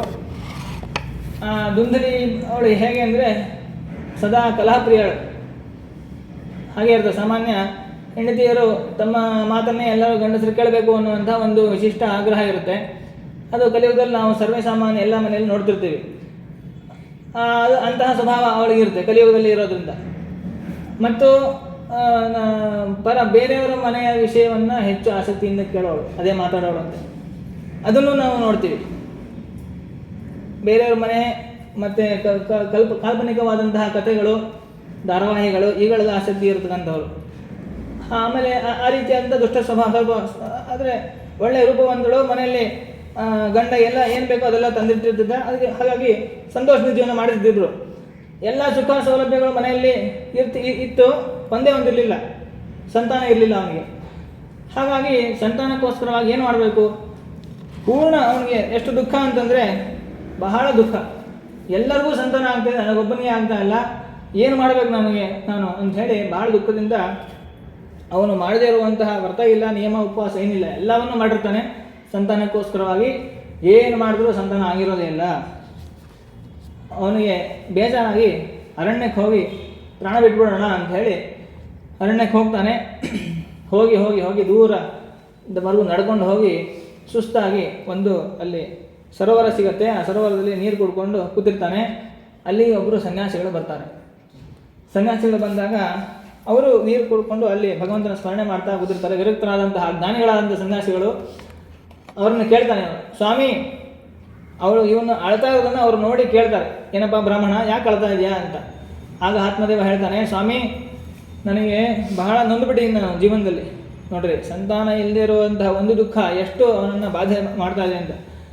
ನನಗೆ ಸಂತಾನ ಇಲ್ಲ, ನಾನು ನೆಟ್ಟಂತಹ ಗಿಡ ಅದು ಫಲ ಕೊಡೋದಿಲ್ಲ, ನನ್ನ ಮನೆಯಲ್ಲಿರುವಂತಹ ಹಸು ಅದು ಬಂಜೆ ಆಗಿಬಿಟ್ಟಿದೆ, ನಾನು ಮನೆಗೆ ಹಣ್ಣು ತಂದರೆ ಸಾಕು ಅದು 2 ದಿವಸಕ್ಕೆ ಕೊಳ್ತು ಹೋಗ್ಬಿಡುತ್ತೆ, ಇಷ್ಟು ದೌರ್ಭಾಗ್ಯ ನನಗಿದೆ, ನನಗೇನಾದರೂ ಉಪಾಯ ಮಾಡಿ ನನ್ನ ಸಂತಾನವನ್ನು ಕೊಡಿಸಿ ಅಂತ ಹೇಳಿ ಬಹಳ ದುಃಖದಿಂದ ಅಂಗಲಾಚಿ ಬೇಡ್ತಾನೆ ಆ ಬ್ರಾಹ್ಮಣ. ಆಗ ಯತಿಗಳು ನೋಡ್ತಾರೆ, ಅವರು ಬ್ರಹ್ಮಜ್ಞಾನಿಗಳು, ಅವರು ಸ್ವಲ್ಪ ಇವನ ಹಣೆಮರವನ್ನು ಓದಿ ನೋಡಿದಾಗ, ಬ್ರಾಹ್ಮಣ ನೋಡಪ್ಪ, ನೀನು ಈ ಜನ್ಮ ಅಲ್ಲ ಇನ್ನು 7 ಜನ್ಮಕ್ಕೂ ನಿಮಗೆ ಮಕ್ಕಳಾಗಲ್ಲ ಅಂದ್ಬಿಟ್ಟು ಎದೆ ಹೊಡ್ಕೊಂಡು ಸತ್ತೇ ಹೋಗ್ಬಿಟ್ಟ. ನಾನೇನು ಮಾಡಲಿ, ಹಾಗಾದರೆ ನೀವೇ ಅನುಗ್ರಹ ಮಾಡಿ ನನಗೆ ಮಗವನ್ನು ಕೊಡಿಸ್ಬೇಕು, ಇಲ್ಲ ಅಂದರೆ ಇಲ್ಲೇ ಸಾಯ್ತೀನಿ, ನಿಮ್ಮ ಹೆಸರು ಹೇಳ್ಕೊಂಡು ಸಾಯ್ತೀನಿ ನಾನು ಅಂಥೇಳಿ ಅವರಿಗೆ ಕಾಲನ್ನು ಹಿಡಿದು ಗಟ್ಟಿಯಾಗಿ ಬೇಡ್ಕೊಂಡಾಗ, ನೋಡಪ್ಪ ಯಾಕೆ ಉಪದೇಶ ಮಾಡ್ತಾರೆ, ವೈರಾಗ್ಯ ಉಪದೇಶ ಮಾಡ್ತಾರೆ. ಮಕ್ಕಳು ಹೆಂಡತಿ ಇವರೆಲ್ಲ ಇಟ್ಕೊಂಡು ಯಾರೂ ಸುಖವಾಗಿಲ್ಲ, ವಿರಕ್ತನಾಗು, ನಾನು ಎಷ್ಟು ವಿರಕ್ತನಾಗಿ ಸನ್ಯಾಸಿಯಾಗಿ ಸುಖವಾಗಿದ್ದೀನಿ, ವೈರಾಗ್ಯದಲ್ಲಿ ಸುಖ ಇದೆ ಹೊರತು ಸಂಸಾರದಲ್ಲಿ ಸುಖ ಇಲ್ಲ, ನೀನು ಸಂಸಾರವನ್ನು ಬಿಟ್ಬಿಡು, ವಿರಕ್ತನಾಗು, ಅಭಿಮಾನವನ್ನು ತ್ಯಾಗ ಮಾಡು ಅಂತ ಹೇಳಿ ಉಪದೇಶ ಮಾಡಿದ್ರು ಕೂಡ, ಏನು ಸ್ವಾಮಿ ಹೀಗಂತೀರಾ, ಅಸಾರವಾದಂತಹ ಜೀವನ ಸನ್ಯಾಸಿ ಜೀವನ, ಎಂಥ ಮಧುರವಾದಂತಹ ಜೀವನ ಸಂಸಾರಿಯ ಜೀವನ, ಎಲ್ಲ ಸುಖ ಸೌಲಭ್ಯಗಳು ಇರ್ತದೆ, ಹೆಂಡತಿ ಮಕ್ಕಳು ಎಲ್ಲ ಜೀವನವನ್ನು ಅನುಭವಿಸ್ಬೇಕು, ನಿಮ್ಗೆ ಅದೆಲ್ಲ ಗೊತ್ತಿಲ್ಲ, ಅದಕ್ಕೆ ನೀವು ಹಿಂಗೆ ಅಂತಿದ್ದೀರ, ನೀವು ಮದುವೆ ಮಾಡ್ಕೊಳ್ಳಿ ಗೊತ್ತಾಗುತ್ತೆ ಅಂದರೆ ಅವ್ರಿಗೆ ಉಪದೇಶ ಮಾಡ. ಆಯ್ತು ಸರಿ, ನೀನು ಹಣೆಬರ ಇಷ್ಟೇ ಅಂತ ಅಂದ್ಕೊಂಡು, ಸರಿ ಏನು ಮಾಡಬೇಕು, ನೀನು ಬೇಕು, ನನಗೆ ಮಗು ಬೇಕು, ಹಾಗಾದರೆ ಸರಿ ಅಂತ ಹೇಳಿ ಒಂದು ಹಣ್ಣನ್ನು ಅಭಿಮಂತ್ರಣ ಮಾಡಿ, ನೋಡಪ್ಪ ಇದನ್ನು ನೀವು ಹೆಂಡತಿ ಕೊಡು, ಆದರೆ ಅವಳು 1 ವರ್ಷ ತಪಸ್ಸು ಮಾಡಬೇಕು, ಸತ್ಯ ದಯ ಶೌಚ ತಪಸ್ಸು ಇದನ್ನು ಮಾಡ್ತಾ 1 ವರ್ಷ ನೆಲದ ಮೇಲೆ ಮಲ್ಕೋಬೇಕು, ಶುದ್ಧವಾದಂತಹ ಸದಾಚಾರದ ಜೀವನವನ್ನು ಮಾಡಬೇಕು, ಅದನ್ನು ಮಾಡಿದ ಮೇಲೆ ಅವಳಿಗೆ ಉತ್ತಮವಾದ ಮಗ ಆಗ್ತಾನೆ ಅಂತ ಹೇಳಿ ಅವರು ಕೊಟ್ಟು ಹೊಟ್ಟೋದ್ರು. ಅವರು ಇವ್ರ ಮುಖ ನೋಡಲೇ ಇಲ್ಲ. ಸರಿ ಅಂತ ಹೇಳಿ ಅವನು ಸಂತೋಷದಿಂದ ಬಂದ. ಹೆಂಡತಿಗೆ ಹಣ್ಣನ್ನು ಕೊಡು, ಹಣ್ಣು ತಿನ್ನು, ನೀನು ಈ ವ್ರತವನ್ನು ಮಾಡು, ಹಣ್ಣು ತಿನ್ನು ಅಂತ ಹೇಳಿ ಕೊಟ್ಬಿಟ್ಟ ಅಷ್ಟೇ. ಮತ್ತೇನೋ ಅದ್ರ ಬಗ್ಗೆ ವಿಚಾರಿಸಲೇ ಇಲ್ಲ. ಅವನ ಪಾಡಿ ಅವನು ಹೊರಟೋದ. ಅವಳು ದುಂದುಲಿ ದುಷ್ಟ ಸ್ವಭಾವದವಳು ಪಕ್ಕದ ಮನೆಗಳ ಹತ್ರ ಹೋಗಿ ಹೇಳ್ತಾಳಂತೆ, ನೋಡು ನನ್ನ ಗಂಡ ಹಣ್ಣು ತಂದು ಕೊಟ್ಬಿಟ್ಟಿದ್ದಾನೆ, ನಾನು ಅದನ್ನು ತಿನ್ಬಿಟ್ರೆ ಗರ್ಭಿಣಿ ಆಗಿಬಿಡ್ತೀನಿ, ನಾನು ಗರ್ಭಿಣಿ ಆಗಿಬಿಟ್ರೆ ನನ್ನ ರೂಪ ಎಲ್ಲ ಹೊಟ್ಟೋಗುತ್ತೆ, ಆಮೇಲೆ ಆ ಮಗನ ಮಗು 9 ತಿಂಗಳು ಹೆತ್ತಬೇಕು, ಹೊರಬೇಕು, ಹೆರಬೇಕು, ಎಷ್ಟು ನೋವು ಅನುಭವಿಸ್ಬೇಕು, ನಾನೇನಾದರೂ ಗರ್ಭಿಣಿಯಾಗಿ ಮನೆಯಲ್ಲಿ ಅಶಕ್ತಳಾಗಿ ಕುತ್ಕೊಂಡ್ಬಿಟ್ರೆ ನನ್ನ ನಾದಿನಿ ಬಂದು ಮನೆಯಲ್ಲ ಸಂಪತ್ತೆಲ್ಲ ದೋಚ್ಕೊಂಡು ಹೋಗ್ಬಿಟ್ರೆ ಏನು ಮಾಡಬೇಕು ನೋಡಿ, ಎಂತಹ ಆಲೋಚನೆ. ಆಮೇಲೆ ನನಗೆ ಶಕ್ತಿ ಇಲ್ಲದೆ ಮನೇಲಿದ್ದಾಗ ಯಾರಾದರೂ ಕಳ್ಳರು ಬಂದರೆ ಆಕ್ರಮಣ ಮಾಡಿದ್ರೆ ನಾನು ಓಡೋಗ್ಲಿಕ್ಕೆ ಆಗಲ್ಲ, ನನಗೆ ಶಕ್ತಿ ಇರಲ್ಲ ಓಡೋಗ್ಲಿಕ್ಕೆ, ಗರ್ಭಿಣಿ ಆಗಿಬಿಟ್ಟಿರ್ತೀನಿ, ಈ ರೀತಿಯೆಲ್ಲ ಆಲೋಚನೆ ಮಾಡ್ತಾಳೆ. ಆಮೇಲೆ ಆ ಮಗನನ್ನು ಅವನನ್ನು ಬೆಳೆಸಬೇಕು, ಅವನು ಮಾಡುವಂತಹ ಚೇಷ್ಟೆಗಳನ್ನು ನೋಡೋದು ಯಾರು ಬೇಕು, ಇವೆಲ್ಲ ಬೇಡ, ನನಗೆ ಇಷ್ಟನೇ ಇಲ್ಲ ಮಗು, ನನ್ನ ಗಂಡ ತಂದುಕೊಟ್ಬಿಡ್ಯಾನೆ, ಅನಿವಾರ್ಯವಾಗಿ ತಿನ್ಬೇಕಾಗಿ ಏನು ಮಾಡಬೇಕು, ಒಂದು ಉಪಾಯ ಹೇಳು ಅಂತ ಹೇಳಿದಾಗ ಅವಳು ಹೇಳ್ತಾಳಂತೆ, ನೋಡು ನಿನ್ನ ತಂಗಿ ಅವಳಿಗೆ ಒಂದು ಮಗು ಇದೆಯಾ, ಗರ್ಭವತಿ ಆಗಿದ್ದಾಳೆ, ತಂಗಿಗೆ ಹೇಳ್ತಾಳೆ ಈ ರೀತಿ ಆದಾಗ ತಂಗಿ ಬಂದು ಹೇಳ್ತಾಳಂತೆ, ನೋಡು ನಾನು ಗರ್ಭಿಣಿಯಾಗಿದ್ದೀನಿ, ಇವಾಗ ನನ್ನ ಮಗುವನ್ನು ನಿನಗೆ ಕೊಟ್ಬಿಡ್ತೀನಿ, ನೀನೇನು ಮಾಡು ಅದನ್ನು ನೀನು ಅಲ್ಲಿವರೆಗೂ 9 ತಿಂಗಳವರೆಗೂ ಕೂಡ ಗರ್ಭಿಣಿ ಆದಂತೆ ನಾಟಕ ಮಾಡು, ಹೊಟ್ಟೆ ದಪ್ಪ ಆಗಿ ಬಟ್ಟೆ ಸುತ್ತಕೊಂಡು ನಾಟಕ ಮಾಡು, ಸುಖಪ್ರಸವ ಆಗಿದೆ ಅಂತ ಹೇಳಿ ಗಂಡನಿಗೆ ಹೇಳಿಬಿಡು. ಆಗ ಮಗುವನ್ನು ನಾನು ತಂದು ಕೊಟ್ಬಿಡ್ತೀನಿ, ನನ್ನ ಗಂಡನಿಗೆ ಸ್ವಲ್ಪ ದಾರಿದ್ರ್ಯ ಇದೆ, ದುಡ್ಡು ಬೇಕಾಗಿದೆ, ಹಾಗಾಗಿ ನೀನು ನನ್ನ ಗಂಡನಿಗೆ ದುಡ್ಡು ಕೊಟ್ಬಿಡು ಸಾಕು. ಈ ರೀತಿಯಾಗಿ ಅವಳು ತಂಗಿ ಹೇಳಿದಾಗ ಇವಳಿಗೆ ಸರಿ ಅಂತ ಅನಿಸಿದೆ, ಆಯಿತು ಹಾಗೆ ಆಗಲಿ. ಹಾಗಾದರೆ ಅವಳು ನಾಟಕ ಮಾಡಲಿಕ್ಕೆ ಶುರು ಮಾಡ್ತಾಳೆ. ಅನೇಕ ದಿವಸಗಳ ಕಾಲ ನಾಟಕ ನಡೆಯುತ್ತೆ ಇದೇ ರೀತಿಯಾಗಿ. ಆಮೇಲೆ ಅವಳಿಗೆ ಪ್ರಸವ ಆಗುತ್ತೆ, ತಂಗಿಗೆ ಪ್ರಸವ ಆಗುತ್ತೆ. ಆ ಮಗುವನ್ನು ತಂದು ಗಂಡ ಏಕಾಂತದಲ್ಲಿ ಯಾರಿಗೂ ಗೊತ್ತಾಗದೇ ಇರೋ ಹಾಗೆ ಅವಳಿಗೆ ಕೊಟ್ಬಿಡ್ತಾಳೆ. ಸುಖ ಪ್ರಸವ ಆಗಿದೆ ಅಂತ ಅವಳು ಹೇಳಿಬಿಡ್ತಾಳೆ. ಹಾಗಾಗಿ ನೀನೇನು ಮಾಡು, ಮತ್ತು ಹಣ್ಣೇನು ಮಾಡಬೇಕು ಅಂದರೆ ಹಣ್ಣನ್ನು ಪರೀಕ್ಷೆ ಮಾಡೋ ಸಲುವಾಗಿ ನಿಮ್ಮ ಮನೇಲಿರೋ ಹಸು ಕೊಟ್ಬಿಡು, ಅದು ಹೆಂಗೂ ಬಂಜೆ ಆಗಿದೆ, ಅದು ಕರು ಹಾಕಿಲ್ಲ, ಅದು ಕರು ಹಾಕ್ಬಿಡ್ಲಿ ಅಂಥೇಳಿ ಹಣ್ಣು ತಿನ್ನಿಸ್ಬಿಡೋ ಅದಕ್ಕೆ ಅಂತಂದರೆ ಸರಿ ಅಂತ ಆ ಹಣ್ಣನ್ನು ಅದಕ್ಕೆ ಕೊಟ್ಬಿಡ್ತಾನೆ. ಇವಳು ತಂಗಿಯ ಮಗನನ್ನು ತೊಗೊಂಬಂದು ನನ್ನದೇ ಮಗ ಅಂತ ಹೇಳಿ ಗಂಡನಿಗೆ ಸುಳ್ಳು ಹೇಳಿಬಿಡ್ತಾಳೆ. ಗಂಡ ನಂಬಿಬಿಡ್ತಾನೆ. ಅಲ್ಲ ಮತ್ತು ನೀನು ಹಾಲು ಕುಡಿಸ್ಬೇಕು, ಹಾಲು ಬರ್ತಾ ಇಲ್ವಲ್ಲ ಅಂದರೆ ಹಾಲು ಬರ್ತಾ, ಅದಕ್ಕೆ ನಾನು ತಂಗಿನ ಕರಿತೀನಿ, ಅವಳಿಗೆ ಹಾಲು ಕುಡಿಸ್ತಾಳೆ, ನಂಗೆ ಸ್ವಲ್ಪ ಸಮಸ್ಯೆ ಇದೆ ಅಂತಂದಾಗ ಸರಿ ಅಂತ ಅದಕ್ಕೂ ಒಪ್ಕೋತಾನೆ ಗಂಡ. ತಂಗಿ ಬಂದು ಹಾಲು ಕುಡಿಸಿ ಅದನ್ನು ಅವನನ್ನು ದೊಡ್ಡವನಾಗಿ ಮಾಡ್ತಾರೆ. ಅವನು ಹುಟ್ಟಿ 3 ತಿಂಗಳಿಗೆ ಹಸು ಒಂದು ಕರುವನ್ನು ಹಾಕಲ್ಲ, ಮನುಷ್ಯನನ್ನು ಹಡಿತದೆ. ಆ ಹಸುವಿನಿಂದ ಮನುಷ್ಯ ಹೊರಗೆ ಬರ್ತದೆ. ಸಣ್ಣ ಮಗು, ಮನುಷ್ಯನಂತೆ ಇರುವ ಮಗು, ಕಿವಿ ಮಾತ್ರ ಹಸುವಂತೆ ಕಿವಿ. ಅದನ್ನು ನೋಡಿ ಆತ್ಮದೇವನಿಗೆ ಸಂತೋಷ ಆಗಿ ತನಗೂ ಮಗು ಹುಟ್ಟಿದೆ, ಆ ಮಗನಿಗೆ ದುಂದುಕಾರಿ ಅಂತ ಹೆಸರಿಟ್ಟ, ಎಲ್ಲ ಸಂಸ್ಕಾರವನ್ನು ಮಾಡ್ತಾನೆ. ಗೋವಿನ ಮಗುವಿಗೂ ಕೂಡ ತನ್ನ ಮಗನಂತೆ ಬೆಳೆಸಬೇಕು ಅಂತೇಳಿ ಅವನಿಗೂ ಸಂಸ್ಕಾರಾದಿಗಳನ್ನು ಮಾಡ್ತಾನೆ, ಜಾತಕರ್ಮ ಸಂಸ್ಕಾರ ಮಾಡಿ. ಕಿವಿ ಮಾತ್ರ ಹಸು ಥರ ಇದೆ ಅಂತ ಹೇಳಿ ಗೋಕರ್ಣ ಅಂತ ಅದಕ್ಕೆ ಹೆಸರನ್ನು ಇಡ್ತಾನೆ. ಇಬ್ಬರು ಬೆಳೀತಾ ಇದ್ದಾರೆ. ಆದರೆ ದುಂದುಕಾರಿ ಅಂತ ಏನೋ ಅವನ ಮಗ ಇದ್ದ, ವಸ್ತು ಅವನ ಮಗ ಅಲ್ಲ, ಅವನ ತಂಗಿ ಮಗ. ಅವನು ಮಾತ್ರ ಬಹಳ ದುಷ್ಟ. ಎಂತಹ ಪಾಪಗಳನ್ನು ಮಾಡ್ತಾ ಇದ್ದ ಅಂತಂದರೆ, ಆಟಾಡೋಕ್ಕೆ ಹೋಗ್ತಿದ್ದ, ಸಣ್ಣ ಮಕ್ಕಳನ್ನು ತೊಗೊಂಬಂದು ಬಾವಿ ಹಾಕ್ಬಿಡೋದು, ಹೀಗೆಲ್ಲ ಮಾಡ್ತಿದ್ದ. ಹೊಡಿತಾ ಇದ್ದ, ಎಲ್ಲ ಜನರನ್ನು ಪೀಡಿಸ್ತಾ ಇದ್ದ, ಲೋಕದಕ್ಕೆ ಎಲ್ಲ ಜನರಿಗೆ ಕಂಟಕನಾಗಿ ಬೆಳೆದ. ಏನು ಸತ್ಯ ದಯಾ ಶೋಚ ಏನೂ ಇಲ್ಲವೇ ಇಲ್ಲ. ಕಂಡು ತಿನ್ನೋದು, ಕಂಡು ನೋಡೋದು, ಸ್ವಲ್ಪ ದೊಡ್ಡವನಾಗ್ತಿದ್ದಂಗೆ ಹೆಚ್ಚೆಚ್ಚು ಪಾಪಕರ್ಮಗಳನ್ನು ಮಾಡೋದು. ಇನ್ನೂ ತರುಣನಾದ ಅವನು ಕಳ್ಳತನವನ್ನು ಮಾಡಲಿಕ್ಕೆ ಶುರು ಮಾಡ್ದ, ಅಗಮ್ಯಗಮನವನ್ನು ಮಾಡ್ದ, ದುಷ್ಟ ಸ್ತ್ರೀಯರ ಸಂಘವನ್ನು ಮಾಡ್ತಾನೆ, ಇಷ್ಟು ಪಾಪಿಷ್ಠನಾಗ್ತಾನೆ. ಅವನ ಪಾಪವನ್ನು ನೋಡಿ ತಂದೆಗೆ, ಹೌದು ಆ ಸನ್ಯಾಸಿ ಹೇಳಿದ್ದೆ ಸರಿ ಇತ್ತು, ಇಂತಹ ದುಷ್ಟನಾದಂತಹ ಮಗ ನೋಡಪ್ಪ ಹೇಳಿದ್ರು ಅವರು ಯಾರು ಸಗರನ ಮಕ್ಕಳು 60,000 ಜನ ಮಕ್ಕಳಿದ್ರು. ಅವ್ರೇನು ಮಾಡಿದ್ರು, ಕಪಿಲ ಋಷಿಗಳ ದ್ರೋಹವನ್ನು ಮಾಡಿ ಭಸ್ಮರಾಗಿ ಹೋಗ್ಬಿಟ್ರು. ಏನು ಸುಖ ಆಯಿತು ಅವರಿಗೆ, ಅವರಪ್ಪ ಏನು ಸುಖ ಆಯಿತು, ಹುಟ್ಟಿದ್ರು ಸತ್ರು. ಅಂಗರಾಜ ಅವನ ಮಗ ವೇನನು ಮಹಾದುಷ್ಟ. ಅಂಗರಾಜನಿಗೂ ಪಶ್ಚಾತ್ತಾಪ ಆಯಿತು, ಅಯ್ಯೋ ಇಂಥ ಮಗನನ್ನು ಪಡೆಯೋ ಬದಲು ಮಕ್ಕಳೇ ಇಲ್ದಿದ್ರೆ ಚೆನ್ನಾಗಿರ್ತಿತ್ತು ಅಂತ. ಹಾಗೆ ನನಗೂ ಮಕ್ಕಳೇ ಇಲ್ದಿದ್ರೆ ಸುಖವಾಗಿರ್ತಿದ್ದೆ, ಇವನನ್ನು ಪಡ್ಕೊಂಡು ನಾನು ಬಹಳ ದುಃಖ ಅನುಭವಿಸ್ತಾ ಇದ್ದೀನಿ, ಏನು ಮಾಡಬೇಕು ಇಷ್ಟು ಪಾಪವ ಮಾಡಿದ್ದೆ ಸಾಕು, ಸೃಷ್ಟೀಶನೀಯನ್ನ ಉದ್ಧರಿಸಬೇಕು.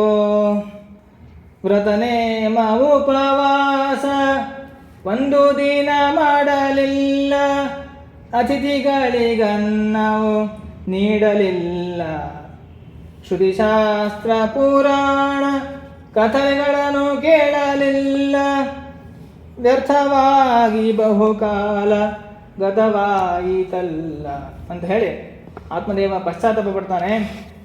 ಗೋಕರ್ಣ ಮಾತ್ರ ಮಹಾಧರ್ಮಿಷ್ಠ, ವಿರಕ್ತನಾದಂತಹ ಯೋಗದಲ್ಲಿ ನಿಷ್ಠನಾದಂತಹ ಮಗ ಅವನಿಗೆ ಶರಣ ಹೋಗಿ, ಸ್ವಾಮಿ ಗೋಕರ್ಣ ನೀನನ್ನು ಉದ್ಧಾರ ಮಾಡಪ್ಪ, ಏನು ಮಾಡಬೇಕು ಇಂಥ ಮಗನನ್ನು ಕಟ್ಕೊಂಡು ಹೇಳು, ನಾನು ಉದ್ಧಾರ ಹೇಗಾಗಲಿ, ನಾನು ಸಾಕಾಗ್ಬಿಟ್ಟಿದೆ ಸಂಸಾರ, ಇಂಥ ಪಾಪಿಷ್ಠ ಮಗನನ್ನು ಕಟ್ಕೊಂಡು ನನ್ನ ಮನೆ ಇರ್ಲಿಕ್ಕೆ ಸಾಧ್ಯ ಇಲ್ಲ ಅಂದಾಗ ಅವನು ವೈರಾಗ್ಯ ಉಪದೇಶ ಮಾಡ್ತಾನಂತೆ. ಅಪ್ಪ ಯಾಕೆ ಕಷ್ಟಪಡ್ತೀಯಾ, ಇವರೆಲ್ಲ ಅತ್ಯಂತ ಕ್ಷಣಭಂಗುರ ಅಂತಹ ಸಂಬಂಧಗಳಿವೆಲ್ಲ, ಹೆಂಡತಿ ಮಕ್ಕಳು ಇವರೆಲ್ಲ, ನೀನು ವಿರಕ್ತನಾಗಿ ಕಾಡಿಗೆ ಹೋಗಿ ತಪಸ್ಸನ್ನು ಮಾಡು ಅಂಥೇಳಿ ಅವನು ಧರ್ಮಂ ಭಜಸ್ವ ಸತತಂ ತ್ಯಜಲೋಕ ಧರ್ಮಾನ್ ಸೇವಸ್ವ ಸಾಧು ಪುರುಷಾನ್ ಜಹಿ ಕಾಮತೃಷ್ಣಾಂ. ಇನ್ನು ಈ ಕಾಮತೃಷ್ಣವನ್ನು ಬಿಟ್ಟು ಎಲ್ಲವನ್ನು ತ್ಯಾಗ ಮಾಡಿ ವನಕ್ಕೆ ಹೋಗಿ ಅಲ್ಲಿರುವಂತಹ ಋಷಿಮಣಿಗಳ ಸೇವೆಯನ್ನು ಮಾಡು, ಉದ್ಧಾರ ಆಗ್ತೀಯ ಅಂತ ಹೇಳಿದಾಗ ಸರಿ ಅಂತ ಹೇಳಿ ಅವನು ಮನೆಯನ್ನು ಬಿಟ್ಟು ಕಾಡಿಗೆ ಹೋಗಿ ದಶಮಸ್ಕಂಧ ಭಾಗವತದ ಶ್ರವಣವನ್ನು ಮಾಡಿ ಅಲ್ಲಿ ಅವನು ಮೃತನಾಗಿ ಹೋಗಿದ್ದಾನೆ. ತಂದೆ ಹೋದ ಮೇಲೆ ಈ ಕಡೆ ಆ ದುಂದುಕಾರಿ ಇನ್ನೂ ಹೆಚ್ಚಿನ ದುಷ್ಟಕರ್ಮವನ್ನು ಮಾಡೋಕ್ಕೆ ಶುರು ಮಾಡ್ದ. ತಾಯಿಗೆ ಬೀಡಿಸ್ತಾ ಇದ್ದ, ಎಲ್ಲ ಸಂಪತ್ತನ್ನು ಹಾಳು ಮಾಡಿಬಿಟ್ಟ, ತಾಯಿ ಹುರಿಯೋದು, ಇನ್ನೂ ಎಲ್ಲಿ ದುಡ್ಡೆಲ್ಲಿ ಇಟ್ಟಿದೆ ಹೇಳು, ತಗೊಂಬ ಅಂತ ಹೇಳಿ ಪೀಡಿಸೋದು. ತಾಯಿಯೂ ಕೂಡ ಅವನ ಕಾಡ ತಡೆಯೋಕ್ಕಾಗದೇನೆ ಬಾವಿಗೆ ಬಿದ್ದು ಸಾಯ್ತಾಳೆ. ಸರಿ, ಮನೇಲಿ ಯಾರೂ ಇಲ್ಲ, ದುಂದುಕಾರಿ ನಾನು ಮನೆ ಬಿಟ್ಟು ತೀರ್ಥಕ್ಷೇತ್ರಕ್ಕೆ ಅಂತ ಯಾತ್ರೆಗೆ ಹೊರಟ್ಬಿಡ್ತಾನೆ. ಹೌದಾ? ದುಂದುಕಾರಿ ಅಲ್ಲ, ಗೋಕರ್ಣ. ಸರಿ, ದುಂದುಕಾರಿ ಏನು ಮಾಡ್ದ, ಮನೇಲಿ ಒಬ್ಬನೇ ಇದ್ದಾನೆ, 5 ಜನ ವೇಶ್ಯಾಸ್ತ್ರೀಯರನ್ನ ಕರ್ಕೊಂಬಂದು ಮನೇಲಿ ಇಟ್ಕೊಂಡಿರ್ತಾನೆ. ಅವನು ಆ ವೇಶ್ಯಾಸ್ತ್ರೀಯರಿಗೆ ಹಣವನ್ನು ಕೊಡಬೇಕು ಅಂತ ಹೇಳಿ ಎಲ್ಲ ರೀತಿ ಪಾಪಕರ್ಮವನ್ನು ಮಾಡ್ತಿರ್ತಾನೆ. ಒಮ್ಮೆ ಅವ್ರು ಕೇಳಿದ್ದಾರೆ, ನಮಗೆ ಇನ್ನೂ ಹೆಚ್ಚು ಸಂಪತ್ತು ಬೇಕು ಅಂತ. ಸರಿ ಅಂತ ಹೋಗಿ ಏನು ಒಂದು ರಾಶಿ ಬಂಗಾರ ಬೆಳ್ಳಿಯನ್ನು ತಂದು ಅವ್ರ ಮುಂದೆ ಹಾಕ್ಬಿಡ್ತಾನೆ ಒಂದು ದಿವಸ. ಅದನ್ನು ನೋಡಿ ಅವ್ರಿಗೆ ಆಶ್ಚರ್ಯ ಆಗಿ, ಇಷ್ಟೊಂದು ಸಂಪತ್ತು ದುಂದುಗಾರ ತಂದಿಯಾನೆ ಅಂತ ಹೇಳಿ ಒಂದು ರಾತ್ರಿ ಅವ್ರು ಕೂತು ಮೀಟಿಂಗ್ ಮಾಡ್ತಾರಂತೆ. ನೋಡು ನಾವೆಲ್ಲ ಇದ್ದೀವಿ ಇಲ್ಲಿ ವೇಶ್ಯೆಯರು, ಇಷ್ಟೊಂದು ಸಂಪತ್ತು ಇವನು ತಂದಿದ್ದಾನೆ ಮೇಲೆ ರಾಜ ನಿಜವಾಗ್ಲೂ ಇವನನ್ನು ಬಂದು ಹೊಡೆದು ಇವನನ್ನು ಜೈಲಿಗೆ ಹಾಕ್ತಾನೆ, ಸಂಪತ್ತನ್ನು ತೊಗೊಂಡ್ಬಿಡ್ತಾನೆ, ನಾವು ಬೀದಿಗೆ ಬರಬೇಕಾಗತ್ತೆ. ಅದಕ್ಕೇನು ಮಾಡೋಣ, ಅದಕ್ಕೆ ನಾವೇನು ಮಾಡೋಣ, ಇವನನ್ನೇ ಕೊಂದು ಬಿಡೋಣ, ಸಂಪತ್ತನ್ನು ತೊಗೊಂಡು ನಾವು ಹೊರಟೋಗೋಣ ಅಂತ ಹೇಳಿ ಸರಿ ಅಂತ ಅವರೆಲ್ಲ ಏನು ಮಾಡ್ತಾರೆ, ಪ್ಲ್ಯಾನ್ ಮಾಡ್ತಾರೆ. ದುಷ್ಟರಾದಂತಹ ವೇಶ್ಯಾಸ್ತ್ರೀಯರು ಅವ್ರ ಮೇಲೆ ವಿಶ್ವಾಸ ಇಟ್ಟು ಇವನು ಚೆನ್ನಾಗಿ ಸಂಪತ್ತು ತೊಗೊಂಬಂದು ಹಾಕಿದ್ದ. ರಾತ್ರಿ ಕಾಲ ಅವನು ಕೈ ಕಾಲನ್ನು ಕಟ್ಟಿ ಹಾಕ್ಬಿಟ್ಟು ಅವನನ್ನು ಉಸಿರು ಹಿಡಿದು ಕೊಂದುಕೊಳ್ಳೋಣ ಅಂತ ಪ್ರಯತ್ನ ಮಾಡ್ತಾರೆ. ಸಾಯೋದಿಲ್ಲ ಮನುಷ್ಯ, ಎಷ್ಟು ಹಗ್ಗ ಕಟ್ಟಿ ಹೇಳಿದ್ರೂ ಸಾಯಲ್ಲ. ಹಾಗಾಗಿ ಅವನ ಬಾಯಲ್ಲಿ ಕೆಂಡಗಳನ್ನು ಸುರಿತಾರೆ. ಕೆಂಡ ಸುರಿದು ಅವನ ಬಾಯನ್ನು ಸುಟ್ಟಿ ಅವನು ಸಾಯೋ ಹಾಗೆ ಮಾಡ್ತಾರೆ. ಸಾಯ್ತಾನ ಅವನು. ಸತ್ತ ಈ ಕಡೆ ಎಲ್ಲ ಅವರು ದೋಚ್ಕೊಂಡು ಹೋಗ್ಬಿಟ್ರು. ಎಲ್ಲಿ ದುಂದುಕಾರಿ ಅಂದರೆ ಹಣ ತೊಗೊಂಬರ ದೂರ ದೇಶಕ್ಕೆ ಹೋಗಿದ್ದಾನೆ ಅಂತೇಳಿ ಜನರಿಗೆ ಮೋಸ ಮಾಡಿ ತೊಗೊಂಡು ಹೋಗ್ಬಿಟ್ರು ಅವರು. ಅವನೇನ ದುಂದುಕಾರಿ ಏನಾದ, ಪಿಶಾಚಿ ಆದ. ಯಾಕೆಂದರೆ 1-2 ಪಾಪಕರ್ಮ ಮಾಡಿದ್ದವನು, ಜೀವನ ಉದ್ದಕ್ಕೂ ಕೂಡ ಪಾಪವಾದ ಕರ್ಮವನ್ನು ಮಾಡಿದ್ದಾನೆ. ಹಾಗಾಗಿ ಪಿಶಾಚಿಗೆ ಒಂದು ಎಂತಹ ದೇಹ, ನಮ್ಮಂತೆ ಸುಂದರವಾದ ದೇಹ ಇರೋದಿಲ್ಲ. ಅದಕ್ಕೆ ಗಾಳಿಯೇ ದೇಹ.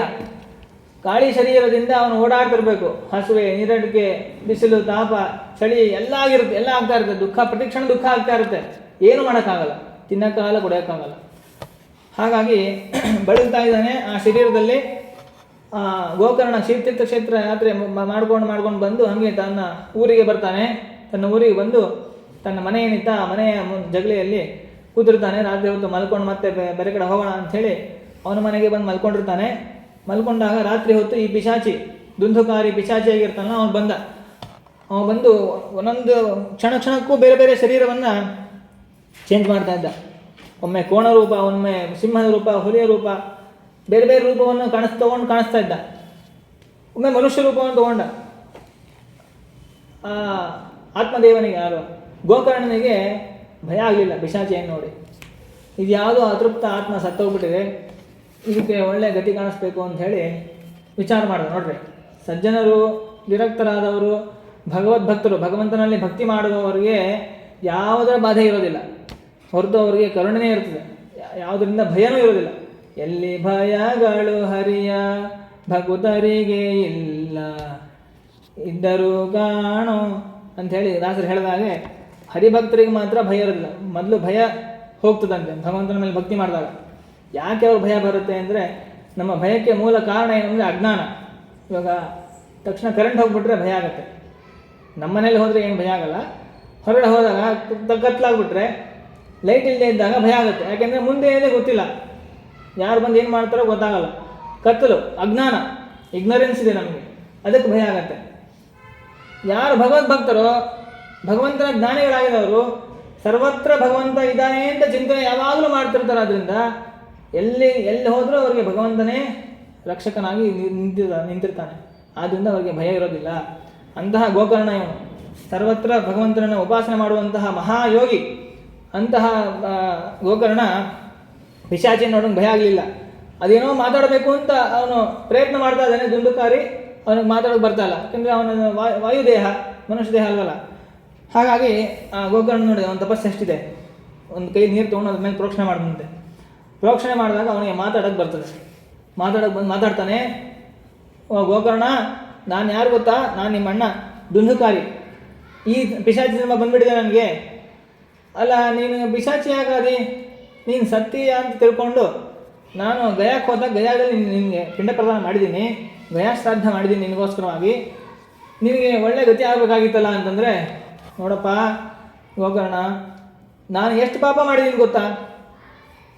ಎಷ್ಟೆಷ್ಟು ಪ್ರಾಯಶ್ಚಿತ್ತ ಶಾಸ್ತ್ರದಲ್ಲಿ ಎಷ್ಟೆಷ್ಟು ಪಾಪಗಳನ್ನು ಲಿಸ್ಟ್ ಮಾಡಿರಲ್ಲ, ಅಲ್ಲಿ ಎಲ್ಲ ಪಾಪವನ್ನು ನಾನು ಮಾಡಿದ್ದೀನಿ.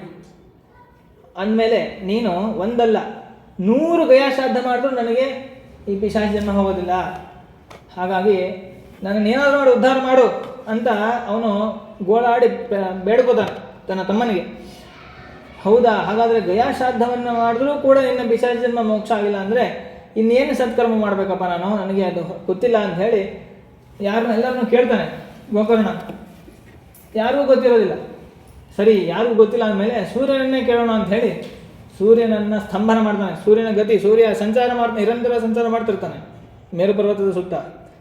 ನಾವು ಸೈನ್ಸಲ್ಲಿ ಓದೋದೇ ಬೇರೆ, ಶಾಸ್ತ್ರ ಇರೋದೇ ಬೇರೆ. ಶಾಸ್ತ್ರದೇ ಸತ್ಯ, ಆದರೆ ಅದನ್ನು ಪ್ರತಿಪಾದನೆ ಮಾಡಲಿಕ್ಕೆ ಸ್ವಲ್ಪ ಕಷ್ಟ ಇರಲಿ. ಭೂಗೋಳ ಖಗೋಳ ವರ್ಣನೆಯನ್ನು ಪಂಚಮಸ್ಕಂದದಲ್ಲಿ ವಿಸ್ತಾರವಾಗಿ ಮಾಡ್ತಾರೆ. ಅದರ ಪ್ರಕಾರ ಮೇರು ಪರ್ವತದ ಮೇರು ಪರ್ವತ ಮಧ್ಯದಲ್ಲಿದೆ, ಅದರ ಸುತ್ತಲೂ ಸೂರ್ಯ ಸುತ್ತುತ್ತಾ ಇರ್ತಾನೆ. ಆ ಸೂರ್ಯನ ವೇಗವನ್ನು ಸ್ತಂಭನೆ ಮಾಡಿ ಅವನನ್ನು ಹಿಡಿದು ತಪಶಕ್ತಿಯಿಂದ ಕೇಳ್ತಾನೆ, ಸ್ವಾಮಿ ಸೂರ್ಯಾಂತರ್ಯಾಮಿ ಭಗವಂತನೇ, ಈ ನನ್ನ ತಮ್ಮನಿಗೆ ಅಣ್ಣನಿಗೆ ಪಾಪದಿಂದ ಬಿಡುಗಡೆ ಮಾಡಬೇಕಾದ್ರೆ ಏನು ಮಾಡ್ಬೇಕು ಹೇಳು ಅಂತ ಹೇಳಿ ಕೇಳಿದಾಗ, ತುಭ್ಯಂ ನಮೋ ಜಗತ್ ಸಾಕ್ಷಿನ್ ಬ್ರೂಹಿಮೆ ಮುಕ್ತಿ ಹೇತುಕಂ, ನನ್ನ ತಮ್ಮನ ಮುಕ್ತಿಗೆ ಕಾರಣವಾದ ಹೇಳು ಅಂತಂದಾಗ ಸೂರ್ಯ ಹೇಳ್ತಾನೆ, ಶ್ರೀಮದ್ ಭಾಗವತಾನ್ ಮುಕ್ತಿ ಸಪ್ತಾಹಂ ವಚನಂ ಕುರು ಇತಿ ಸೂರ್ಯವಚ ಸರ್ವಧರ್ಮ ರೂಪಂ ಸರ್ವೈ ಧರ್ಮರೂಪಂ ತು ವಿಶ್ರುತಂ. ನೀನು ಶ್ರೀಮದ್ ಭಾಗವತ ಶ್ರವಣವನ್ನು, ಸಪ್ತಾಹ ಪ್ರವಚನವನ್ನು ಮಾಡು, ಆ ಪುಣ್ಯದಿಂದ ಇವನಿಗೆ ಆ ಪಿಶಾಚಿ ಜನ್ಮದಿಂದ ಮೋಕ್ಷ ಆಗತ್ತೆ ಅಂತ ಹೇಳಿ ಹೇಳಿದಾಗ ಸರಿ ಅಂತ ಹೇಳಿ ಗೋಕರ್ಣ ಎಲ್ಲರಿಗೂ ಆಮಂತ್ರಣ ಕಳಿಸ್ತಾನಂತೆ. ಎಲ್ಲ ಕ್ಷೇತ್ರದಲ್ಲಿರುವಂಥ ಬ್ರಾಹ್ಮಣರು ಎಲ್ಲರೂ ಬರ್ರಿ ಈ ಸಪ್ತಾಹ ಶ್ರವಣಕ್ಕೆ ಅಂತ ಹೇಳಿ ಆಮಂತ್ರಣವನ್ನು ಕಳಿಸ್ತೀವಿ. ಆ ರೀತಿ ನಾವು ಮಾಡಬೇಕು. ಮಗಳ ಮದುವೆಯನ್ನು ಹೇಗೆ ವಿಜೃಂಭಣೆಯಿಂದ ನಾವು ಉತ್ಸಾಹದಿಂದ ಮಾಡ್ತೀವೋ, ಸಂಭ್ರಮದಿಂದ ಮಾಡ್ತೀವೋ, ಅದಕ್ಕಿಂತ ಹೆಚ್ಚಿನ ಸಂಭ್ರಮದಿಂದ ಶ್ರೀಮದ್ ಭಾಗವತ ಸಪ್ತಾಹ ಶ್ರವಣವನ್ನು ಮಾಡಬೇಕಂತೆ. ಎಲ್ಲ ಸಜ್ಜನರಿಗೂ ಪತ್ರ ಬರೆದು ಕಳಿಸ್ಬೇಕು. ಅವರೆಲ್ಲರೂ ಬರಬೇಕು. ಬಂದು ಒಂದು ಉತ್ತಮವಾದ ಮಂಟಪವನ್ನು ಸಿದ್ಧ ಮಾಡಿ, ಅದಕ್ಕೋಸ್ಕರವಾಗಿ ವೇದಿಕೆಯನ್ನು ನಿರ್ಮಾಣ ಮಾಡಿ, ಎಲ್ಲ ಭಾಗವತದಲ್ಲಿ ಪ್ರತಿಪಾದ್ಯನಾದ ಭಗವಂತ ರೂಪಗಳು, ಭಗವದ್ಭಕ್ತರು ಅವ್ರನ್ನೆಲ್ಲ ಆವಾಹನೆ ಮಾಡಿ, ಪೂಜೆ ಮಾಡಿ, ಉಪವಾಸದಿಂದ ಸಾಧ್ಯ ಆದರೆ ಅದೆಲ್ಲ ನಿಯಮವನ್ನು ಹೇಳ್ತಾರೆ ಮುಂದೆ. ಸಾಧ್ಯ ಆದರೆ ಉಪವಾಸದಿಂದ ಶ್ರವಣ ಮಾಡಬೇಕು. ಇಲ್ಲಾಂದರೆ 1 ಹೊತ್ತು 2 ಹೊತ್ತು ಒಟ್ಟು ಸುಖವಾಗಿ ಹೇಗೆ ನಿಮಗೆ ಕೇಳಲಿಕ್ಕೆ ಸಾಧ್ಯವೋ ಆ ರೀತಿಯಾಗಿ ಶ್ರವಣವನ್ನು ಮಾಡಬೇಕು ಅಂತ ವಿಧಾನವನ್ನು ಮಾಡಿದ್ದಾರೆ. ಅದೇ ರೀತಿಯಾಗಿ ಹೇಗೆ ಪುರಾಣಗಳಲ್ಲಿ ಹೇಳಿದಾರೋ ಅದೇ ರೀತಿಯ ಗೋಕರ್ಣನೂ ಕೂಡ ಸಪ್ತಾಹ ಶ್ರವಣವನ್ನು ಮಾಡಿಸ್ಬೇಕು ಅಂತ ಒಬ್ಬ ಬ್ರಾಹ್ಮಣನಿಗೆ ಬ್ರಾಹ್ಮಣವನ್ನು ವರ್ಣನೆ ಮಾಡಿ, ನೀವು ಮುಖ್ಯವಾದಂತಹ ಶ್ರೋತೃಗಳು ಅಂತ ಹೇಳಿ ಅವರನ್ನು ಕೂಡಿಸಿ, ಬೇರೆ ಸಜ್ಜನರು ಕೂತಿರ್ತಾರೆ. ದುಂದುಕಾರಿಗೆ ಹೇಳ್ತಾನೆ ಗೋಕರ್ಣ, ನೀನು ಬಂದು ಕೇಳು ಅಂತ, ನಿನಗೋಸ್ಕರ ಹೇಳ್ತಾ ಇದ್ದೀನಿ ಕೇಳು ಅಂತ. ಅವನೆಲ್ಲಿ ಬಂದು ಕೊಡಬೇಕು? ಒಂದೇ ದೇಹ ಇದ್ದರೆ ಒಂದು ಕಡೆ ಬಂದು ಕೊಡ್ತಾನೆ. ಗಾಳಿ ಎಲ್ಲ ಕಡೆ ಹೊಯ್ದಾಡ್ತಾ ಇರ್ತದೆ, ಎಲ್ಲಿ ಕೊಡಬೇಕು ಗೊತ್ತಾಗಲ್ಲ ಅವನಿಗೆ. ಅಲ್ಲಿ ಒಂದು ಬಿದಿರಿನ ಮರ ಇರ್ತದೆ. ಆ ಬಿದಿರಿನ ಮರದಲ್ಲಿ ಒಂದು ಕೋಲಲ್ಲಿ ಹೋಗಿ ಸೇರ್ಕೋತಾನಂತೆ. ಸರಿ ಇಂದ ಭಾಗವತವನ್ನು ಇವನು ಪ್ರವಚನ ಶುರು ಮಾಡ್ತಾ ಇದ್ದಾನೆ. ಒಟ್ಟು 7 ದಿವಸ, ಮೊದಲನೇ ದಿವಸ ಪೂರ್ತಿ ಶ್ರವಣವನ್ನು ಪ್ರವಚನವನ್ನು ಮಾಡಿದಾಗ ಒಂದು ಗಂಟು ಫಟ್ ಅಂತ ಹೊಡೆಯತ್ತಂತೆ. ಅದೇ ರೀತಿ 1, 2, 3, 4, 7 ದಿವಸ ಶ್ರವಣ ಮಾಡಿದಾಗ 7 ಗಂಟೆಗಳು ನಾಶ ಆಗಿ ಅವನ ದೇಹ ಪಿಶಾಚ ಜನ್ಮ ಹೋಗಿ ಒಳ್ಳೆ ಉತ್ತಮವಾದಂತಹ ಹೇಮನ್ ಬೃಹತಿ ವೈ ತಸ್ಮಿನ್ ವಿಮಾನಂ ಅಗಮತ್ತದ ವೈಕುಂಠವಾಸಿಭಿರ್ಯುಕ್ತಂ ಪ್ರಸ್ಫುರದೀಪ್ತಮಂಡಲಂ. ಅವನಿಗೆ ವೈಕುಂಠದಿಂದ ವಿಷ್ಣುದೂತರು ವಿಮಾನವನ್ನು ತಗೊಂಡು ಬರ್ತಾರೆ. ಸರ್ವೇಷಾಂ ಪಶ್ಯತಾಂ ಭೇಜೆ ವಿಮಾನಂ ದುಂದುರೀಸುತಃ ವಿಮಾನೇ ವೈಷ್ಣವನ್ ವೀಕ್ಷ್ಯ ಗೋಕರ್ಣೋ ವಾಕ್ಯಮಬ್ರವೀತ್. ಉತ್ತಮರಾದಂತಹ ವಿಷ್ಣುದೂತರು ಬಂದು ವಿಮಾನವನ್ನು ತಂದಿದ್ದಾರೆ ಅವನಿಗೋಸ್ಕರ. ಅವನು ಒಳ್ಳೆಯ ರೂಪವನ್ನು ತಗೊಂಡಿದ್ದಾನೆ, ಅವನನ್ನು ಕರ್ಕೊಂಡು ಹೋಗ್ತಾ ಇದ್ದಾರೆ. ಗೋಕರ್ಣ ಕೇಳ್ತಾನೆ, ಸ್ವಾಮಿ ಅಲ್ಲ, ನೀವು ದುಂದುಕಾರಿಯನ್ನಷ್ಟೇ ಕರ್ಕೊಂಡು ಹೋಗ್ತಾ ಇದ್ದೀರಾ, ಇಲ್ಲಿ ಕೂತು ಶ್ರವಣ ಮಾಡಿದವರು ಬೇಕಾದಷ್ಟು ಜನ ಇದ್ದಾರೆ, ಅವ್ರನ್ನೆಲ್ಲ ಬಿಟ್ಟರೆ ಯಾಕೆ? ಅವರು ಶ್ರವಣ ಮಾಡಿದಾರಲ್ವ ಅಂದರೆ ಅವರೆಲ್ಲ ಹರಿದಾಸರು ಹೇಳ್ತಾರಂತೆ, ಭಗವಂತನ ದಾಸರು ಹೇಳ್ತಾರೆ, ನೋಡ್ರಿ ಹೌದು ಎಲ್ಲರೂ ಶ್ರವಣ ಮಾಡಿದ್ದಾರೆ, ಆದರೆ ಶ್ರವಣಸ್ಯ ವಿಭೇದನ ಫಲಭೇದೋ ಸಂಸ್ಥಿತಃ. ಯಾವ ರೀತಿ ಶ್ರವಣ ಮಾಡಬೇಕೋ ಆ ರೀತಿ ಶ್ರವಣ ಮಾಡಬೇಕು. ಶ್ರವಣ ಮಾಡೋದರಲ್ಲಿ ವ್ಯತ್ಯಾಸ ಮಾಡಿದಾಗ ಫಲದಲ್ಲೂ ವ್ಯತ್ಯಾಸ ಆಗುತ್ತೆ. ಎಷ್ಟು ಶ್ರದ್ಧೆ ಎಷ್ಟು ಭಕ್ತಿಯಿಂದ ಅವರು ಶ್ರವಣ ಮಾಡ್ತಾರೆ ಅನ್ನೋದು ಮುಖ್ಯ.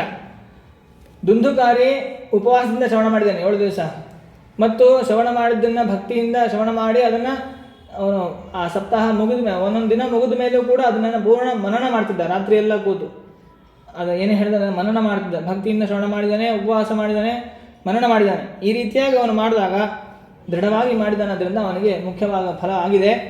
ಬೇರೆಯವರು ಆ ರೀತಿ ಮಾಡಿಲ್ಲ. ಸ್ವಲ್ಪ ಕೈಕಾಲು ಹೋಗಿ ಬರೋದು, ಸ್ವಲ್ಪ ತಿನ್ಕೊಂಬರೋದು, ಉಣ್ಕೊಂಡ್ಬರೋದು, ಉಪವಾಸ ಇಲ್ಲ, ನಿದ್ದೆ ಮಾಡೋದು, ಇದೆಲ್ಲ ಮಾಡ್ತಿದ್ರು ಕೆಲವರು. ಆದ್ದರಿಂದ ಅವರಿಗೆ ಪೂರ್ಣ ಫಲ ಸಿಕ್ಕಿಲ್ಲ ಅಂತಂದಾಗ, ಸರಿ ಹಾಗಾದರೆ ಇನ್ನೊಮ್ಮೆ ಮಾಡ್ತೀನಿ ಇನ್ನೊಮ್ಮೆ ಮಾಡಿರಿ ಅಂತ ಹೇಳಿ ಎಲ್ಲ ಸಜ್ಜನರು ಕೇಳ್ತಾರಂತೆ ಸಪ್ತಾಹವನ್ನು. ಇನ್ನೊಂದು ಸತಿ ಗೋಕರ್ಣ ಸಪ್ತಾಹವನ್ನು ಮಾಡ್ತಾರೆ. ಆವಾಗ ಅವರೆಲ್ಲರೂ ಶ್ರದ್ಧೆಯಿಂದ ಉಪವಾಸದಿಂದ ಭಕ್ತಿಯಿಂದ ಕೇಳಿದಾಗ ಎಲ್ಲರಿಗೂ ಕೂಡ ವಿಮಾನ ಬರುತ್ತೆ. ಅಲ್ಲಿ ಕೂತಿ ಶ್ರವಣ ಮಾಡುವಂಥ ಎಲ್ಲ ಭಕ್ತರಿಗೂ ಕೂಡ ವಿಮಾನ ಬಂದು ಅವ್ರನ್ನ ವಿಷ್ಣು ಲೋಕಕ್ಕೆ ಕರ್ಕೊಂಡು ಹೋಗ್ತಾರೆ. ಅಂತಹ ಉತ್ತಮವಾದ ಗತಿ ತಕ್ಷಣ ನೋಡಿ, ಭಾಗವತದ ಫಲ ತಕ್ಷಣ ಸಿಗ್ಬಿಡ್ತು. ಶ್ರೋತೃ ಘನಶ್ಯಾಮನ್ ಎಲ್ಲರೂ ಆ ದೇಹವನ್ನು ಬಿಟ್ಟು, ಮನುಷ್ಯ ದೇಹವನ್ನು ಬಿಟ್ಟು ಉತ್ತಮವಾದ ರೂಪಗಳು, ಕಿರೀಟ, ಕುಂಡಲ, ಚಕ್ರ ಇವೆಲ್ಲವನ್ನು ಧಾರಣೆ ಮಾಡಿ ಒಳ್ಳೆ ಲೋಕವನ್ನು, ಅವರು ದಿವ್ಯವಾದ ಶರೀರವನ್ನು ಪಡ್ಕೊಂಡು ಅವರು ಉತ್ತಮವಾದ ಲೋಕಕ್ಕೆ ಹೋಗ್ತಾರೆ. ಗೋಕರ್ಣನಿಗೂ ವಿಮಾನ ಬರುತ್ತೆ. ಗೋಕರ್ಣ ಕೇಳ್ತಾನೆ, ನೀವೆಲ್ಲ ಅವ್ರನ್ನ ಕರ್ಕೊಂಡು ಹೋದ್ರೆ ನಾವೇನು ಕರ್ಕೊಂಡು ಹೋಗ್ತಾರೆ, ನನಗೆ ಯಾರು ಬಂದಿಲ್ವಲ್ಲ ಅಂದರೆ, ನೀವು ವಿಚಾರ ಮಾಡಬೇಡಪ್ಪ, ನಿನ್ನನ್ನು ಕರ್ಕೊಂಡು ಹೋಗೋಕ್ಕೆ ಸಾಕ್ಷಾತ್ ಭಗವಂತನೇ ಬರ್ತಾನೆ ಅಂಥೇಳಿ ಹೇಳಿದಾಗ ಸ್ವಯಂ ಭಗವಂತನೇ ವಿಮಾನವನ್ನು ತೊಗೊಂಡು ಬಂದು ಗೋಕರ್ಣನನ್ನು ಕರ್ಕೊಂಡು ಹೋಗ್ತಾನೆ. ಎಲ್ಲಿ ಕರ್ಕೊಂಡು ಹೋಗ್ತಾನೆ ಅಂದರೆ ವೈಕುಂಠ, ಗೋಲೋಕ ಅಂತಿದೆ ಒಂದು, ವೈಕುಂಠದಲ್ಲಿ ಒಂದು ಸ್ಥಾನ ಅದು ಗೋಲೋಕ ಅಂತ ಹೇಳಿ, ಅಲ್ಲಿ ಅವನನ್ನು ಕರ್ಕೊಂಡು ಹೋಗಿ ಇಡ್ತಾನೆ. ಅಂದರೆ ಮುಕ್ತಿ ಆಗ್ತದೆ, ಅವನಿಗೂ ಕೂಡ ಮುಕ್ತಿ ಆಗುತ್ತೆ. ಈ ರೀತಿಯಾಗಿ ಸೂತಾಚಾರ್ಯರು ಮತ್ತು ಸನತ್ಕುಮಾರರು ಭಾಗವತದ ಮಹಿಮೆಯನ್ನು, ಅಂದರೆ ಎಂತಹ ಪಾಪವನ್ನು ಮಾಡಿದರೂ ಅದಕ್ಕೆ ಪ್ರಾಯಶ್ಚಿತ್ತ ಅನ್ನೋದು ಶ್ರವಣ, ಸಪ್ತಾಹ ಶ್ರವಣ ಇಂದ ಆಗುತ್ತೆ ಅನ್ನೋದನ್ನು ತಿಳಿಸ್ಕೊಡ್ತಾರೆ. ವಿಸ್ತಾರ ಶ್ರವಣ, ಸಪ್ತಾಹ ಶ್ರವಣ ಅಂತಂದರೆ ಒಂದು ದಿವಸದಲ್ಲಿ ಒಂದು ದಾಸ ಕಳೆದು ಅಂತಲ್ಲ ಅರ್ಥ.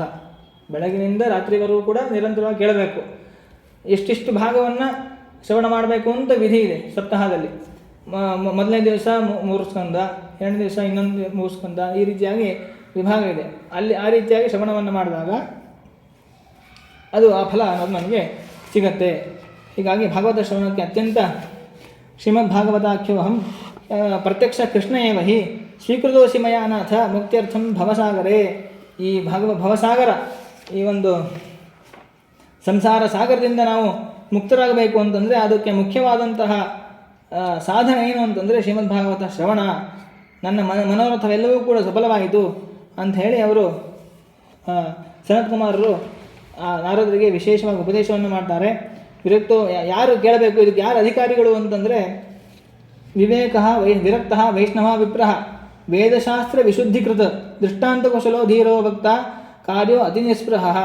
ಕೇಳುವವರು ಹೇಗಿರಬೇಕು, ಹೇಳೋರು ಹೇಗಿರಬೇಕು ಅದನ್ನೆಲ್ಲ ಅವ್ರ ಲಕ್ಷಣಗಳನ್ನೆಲ್ಲ ಹೇಳ್ತಾರೆ. ಯಾವಾಗ ಕೇಳಬೇಕು ಅಂದಾಗ ಅದನ್ನು ಹೇಳ್ತಾರೆ. ನಭಸ್ಯ ಆಶ್ವಿನೇ ಊರ್ಜವು, ಆಷಾಢ ಮಾಸ, ಆಶ್ವಿನ ಮಾಸ, ಭಾದ್ರಪದ ಮಾಸ, ಮಾರ್ಗಶೀರ್ಷ, ಶುಚಿ ಎಂದು ಕಾರ್ತಿಕ ಮಾಸ, ಈ ಎಲ್ಲ ಮಾಸಗಳಲ್ಲಿ ಶ್ರವಣವನ್ನು ಮಾಡಬೇಕು ಅಂತ ಹೇಳಿ, ಮತ್ತು ಅದರ ವಿಧಿ ಹೇಳಬೇಕಾದ್ರೆ ಉಪವಾಸ ಸಪ್ತರಾತ್ರ, ಉಪವಾಸದಿಂದ 7 ರಾತ್ರಿ ಕೇಳಬೇಕು ಶಕ್ತಿ ಇದ್ದರೆ.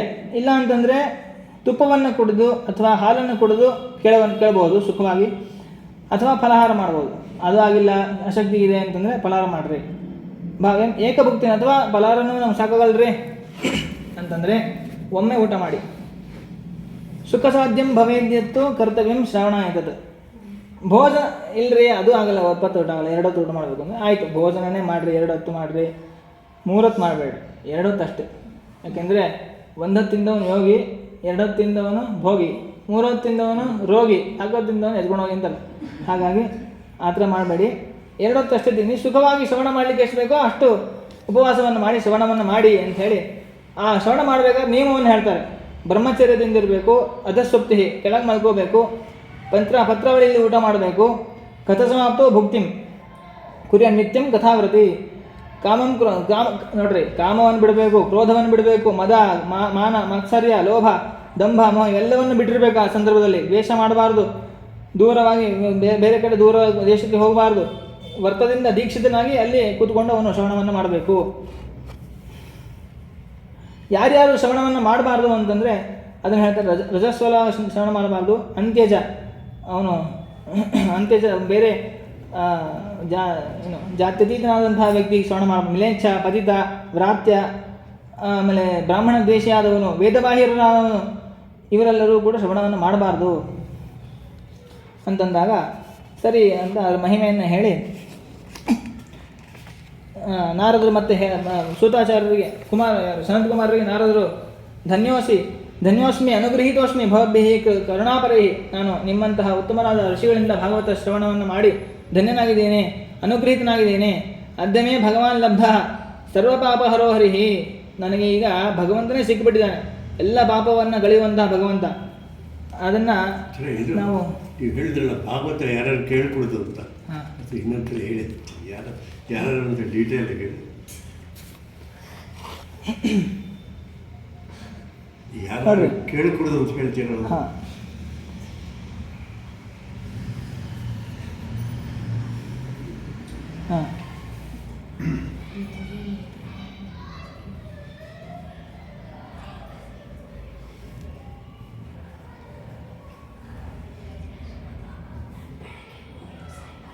ರಜಸ್ವಲೆಯರು ಕೇಳಬಾರ್ದು, ಅಂತ್ಯಜರು ಕೇಳಬಾರ್ದು, ಮ್ಲೇಚ್ಛರು, ಪತಿತರಾದವರು, ವ್ರಾತ್ಯರು, ಆಮೇಲೆ ವ್ರಾತ್ಯರು ಅಂತಂದರೆ ಸಂಸ್ಕಾರವನ್ನೇ ಮಾಡಿಸ್ಕೊಳ್ದೇ ಇರುವಂಥ ಬ್ರಾಹ್ಮಣರಾಗಿ ಹುಟ್ಟಿರ್ಬೋದು, ಆದರೆ ಅವ್ರಿಗೆ ಯಾವ ಸಂಸ್ಕಾರವೂ ಆಗಿರಲ್ಲ, ಅಂಥವರು ವ್ರಾತ್ಯರಾಗ್ತಾರೆ. ಅಂಥವ್ರು ವ್ರಾತ್ಯರು. ದ್ವಿಜದ್ವಿಟ್ ಬ್ರಾಹ್ಮಣ ದ್ವೇಷಿಗಳು, ವೇದಬಾಹಿರರು, ವೇದವನ್ನು ದ್ವೇಷ ಮಾಡುವವರು, ಇವರವರು ಕಥವನ್ನು ಕೇಳಬಾರ್ದು. ದರಿದ್ರರು, ಕ್ಷಯರೋಗಿ, ನಿರ್ಭಾಗ್ಯ, ಪಾಪಕರ್ಮವಾನ್, ಅನಪತ್ಯ ಮೋಕ್ಷಕಾಮ ಶುಣಿಯಾಚ್ಚ ಕಥಾಮಿಮಾಂ. ಯಾರ್ಯಾರು ಕೇಳಬೇಕು ಅಂದರೆ ದರಿದ್ರನಾದವನು ಕೇಳಬೇಕು, ಕ್ಷಯರೋಗವುಳ್ಳವನು, ಭಾಗ್ಯರಹಿತನಾದವನು, ಪಾಪಿಷ್ಠನಾದವನು, ಮಕ್ಕಳಿಲ್ಲದೆ ಇರುವವನು, ಮೋಕ್ಷ ಬೇಕು ಅನ್ನುವವನು, ಇವರೆಲ್ಲರೂ ಕಥವನ್ನು ಕೇಳಬೇಕು. ಮತ್ತು ಅಪುಷ್ಪ, ಇನ್ನೂ ಪುಷ್ಪವತಿ ಆಗದೇ ಇರುವಂತಹ ಕನ್ಯೆ, ಕಾಕವಂಧ್ಯ ವಂಧ್ಯಾಚ, ಮೃತಭರ್ತೃಕ. ಕಾಕವಂಧ್ಯ ಅಂತಂದರೆ ಕೇವಲ ಹೆಣ್ಣು ಮಕ್ಕಳನ್ನು ಅಷ್ಟೇ ಹಡೆಯೋಳು, ವಂಧ್ಯ ಮಕ್ಕಳೇ ಇಲ್ಲದೆ ಇರುವವಳು, ಮೃತಭರ್ತೃಕ ಗಂಡವನ್ನು ಕಳ್ಕೊಂಡವಳು, ವಿಧವೆ, ಸ್ರವದ್ಗರ್ಭ ಅವಳ ಗರ್ಭ ನಿಲ್ತಾನೆ ಇಲ್ಲ, ಯಾವಾಗಲೂ ನಾಶ ಆಗ್ತಾ ಇದೆ, ಅಂಥವಳು. ಆ ಎಲ್ಲ ನಾರಿಯರು ಶ್ರಾವ್ಯ ಪ್ರಯತ್ನಪೂರ್ವಕವಾಗಿ ಶ್ರವಣ ಮಾಡಬೇಕು, ಆಗ ಅವರಿಗೆ ಉತ್ತಮ ಸಂತಾನ ಆಗುತ್ತೆ. ಗೊತ್ತಾಯ್ತಾ? ಒಳ್ಳೆಯ ಉತ್ತಮವಾದಂತಹ ನೋಡಿ, ಸಂತಾನ ಆಗೋದು ಮುಖ್ಯ ಅಲ್ಲ, ಧಾರ್ಮಿಕ ಸಂತಾನ ಆಗೋದು ಮುಖ್ಯ. ಧರ್ಮದಿಂದ ಇರುವಂತಹ ಮಗ ಹುಟ್ಟುತ್ತಾನೆ ಅವ್ರಿಗೆಲ್ಲ ಭಾಗವತ ಶ್ರವಣ ಮಾಡೋದ್ರಿಂದ. ಅಥವಾ ಒಬ್ಬಳು ಗರ್ಭಿಣಿ ಆದಂತಹ ಸ್ತ್ರೀಯೂ ಕೂಡ ಭಾಗವತ ಶ್ರವಣವನ್ನು ಮಾಡ್ತಾ ಇದ್ದರೆ ಆಗ ಹುಟ್ಟುವಂತಹ ಮಗನೂ ಕೂಡ ಧಾರ್ಮಿಕನಾಗಿ ಹುಟ್ಟುತ್ತಾನೆ. ಹೀಗಾಗಿ ಗರ್ಭಿಣಿಯರು ವಿಶೇಷವಾಗಿ ಶ್ರವಣವನ್ನು ಮಾಡಬೇಕು ಅಂತ ಹೇಳಿ ಆಗ ಎಲ್ಲ ಜಯಶಬ್ದ, ನಮಶಬ್ದ, ಶಂಖಶಬ್ದವನ್ನು ಎಲ್ಲ ವಿಪ್ರರು, ಬ್ರಾಹ್ಮಣರು ಎಲ್ಲರೂ ಮಾಡ್ತಾ ಇದ್ದಾರೆ. ಆಗ ಅವರು ಸೂತಾಚಾರ್ಯರಿಗೆ ನಮಸ್ಕಾರವನ್ನು ಮಾಡಿ ಶೌನಕರು ಪ್ರಾರ್ಥನೆ ಮಾಡ್ತಾರೆ. ನಾರದರು ಕೂಡ ಪ್ರಾರ್ಥನೆ ಮಾಡಿ ಅದ್ಯಮೇ ಭಗವಾನ್ ಲಬ್ಧ ಸರ್ವಪಾಪಹರೋ ಹರಿಃ. ನೋಡ್ರಿ, ಭಗವಂತ ಸಿಕ್ಬಿಟ್ಟ ನಮಗೆ ಅಂತ. ಯಾದವಾರ್ಯರ ಚರಿತ್ರೆ ನಾವು ಕೇಳ್ತೇವೆ. ಯಾದವಾರ್ಯರು ಶ್ರೀಮದ್ ಭಾಗವತವನ್ನು ಎಷ್ಟು ಭಕ್ತಿಯಿಂದ ಅವರು ಹೇಳ್ತಾ ಇದ್ರು, ವ್ಯಾಖ್ಯಾನವನ್ನು ಮಾಡ್ತಾ ಇದ್ರು ಅಂತಂದರೆ, ಅವರಿಗೆ ಒಬ್ಬಳು ಮಗಳಿದ್ದಂತೆ. ಆ ಮಗಳಿಗೆ ಹೇಳ್ತಾರೆ, ನಾನು ಅಲ್ಲಿ ಕಪಾಡಲ್ಲಿ ಪುಸ್ತಕ ಇದೆ, ಭಾಗವತ ಪುಸ್ತಕ ಇದೆ, ತೊಗೊಂಡು ಬಾ ಅಂತ ಹೇಳ್ತಾರಂತೆ ಯಾದವಾರ್ಯರು. ಆ ಮಗಳು ಹೋಗ್ತಾಳೆ, ಸಣ್ಣ ಹುಡುಗಿ ಅವಳು, ಇನ್ನೂ ಅವಳಿಗೆ ಸಣ್ಣ ಹುಡುಗಿ, ಸಣ್ಣ ಕೂಸು.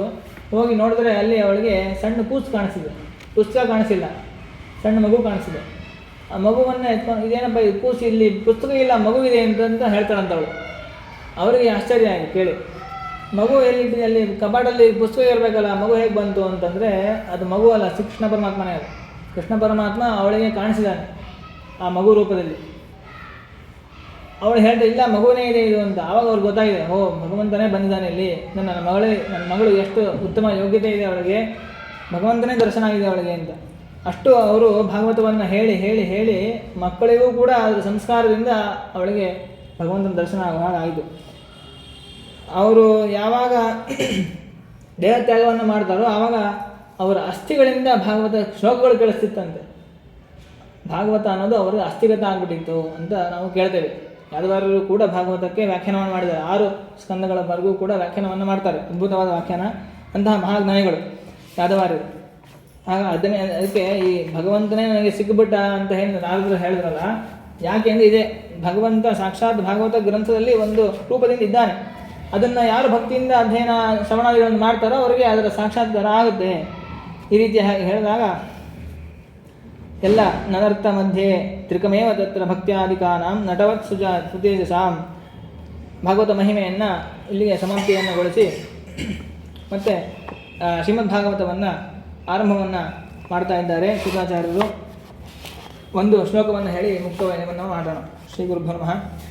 ಜನ್ಮಾದ್ಯಸ್ಯ ಯತೋನ್ಮಯಾದಿತರತಶ್ಚಾರ್ಥೇಷು ವಿಘ್ನಸ್ವರಾಟ್ ತೇನೇ ಬ್ರಹ್ಮ ಹೃದಯ ಆದಿಕವಯೇ ಮುಹ್ಯಂತಿ ಯಂ ಸೂರಯಃ ತೇಜೋ ವಾರಿಮೃದಾಂ ಯಥಾ ವಿನಿಮಯೋ ಯತ್ರ ಸರ್ಗೋ ಮೃಷಾ ಧಾಮ್ನಾ ಸ್ವೇನ ಸದಾ ನಿರಸ್ತಕುಹಕಂ ಸತ್ಯಂ ಪರಂ ಧೀಮಹಿ.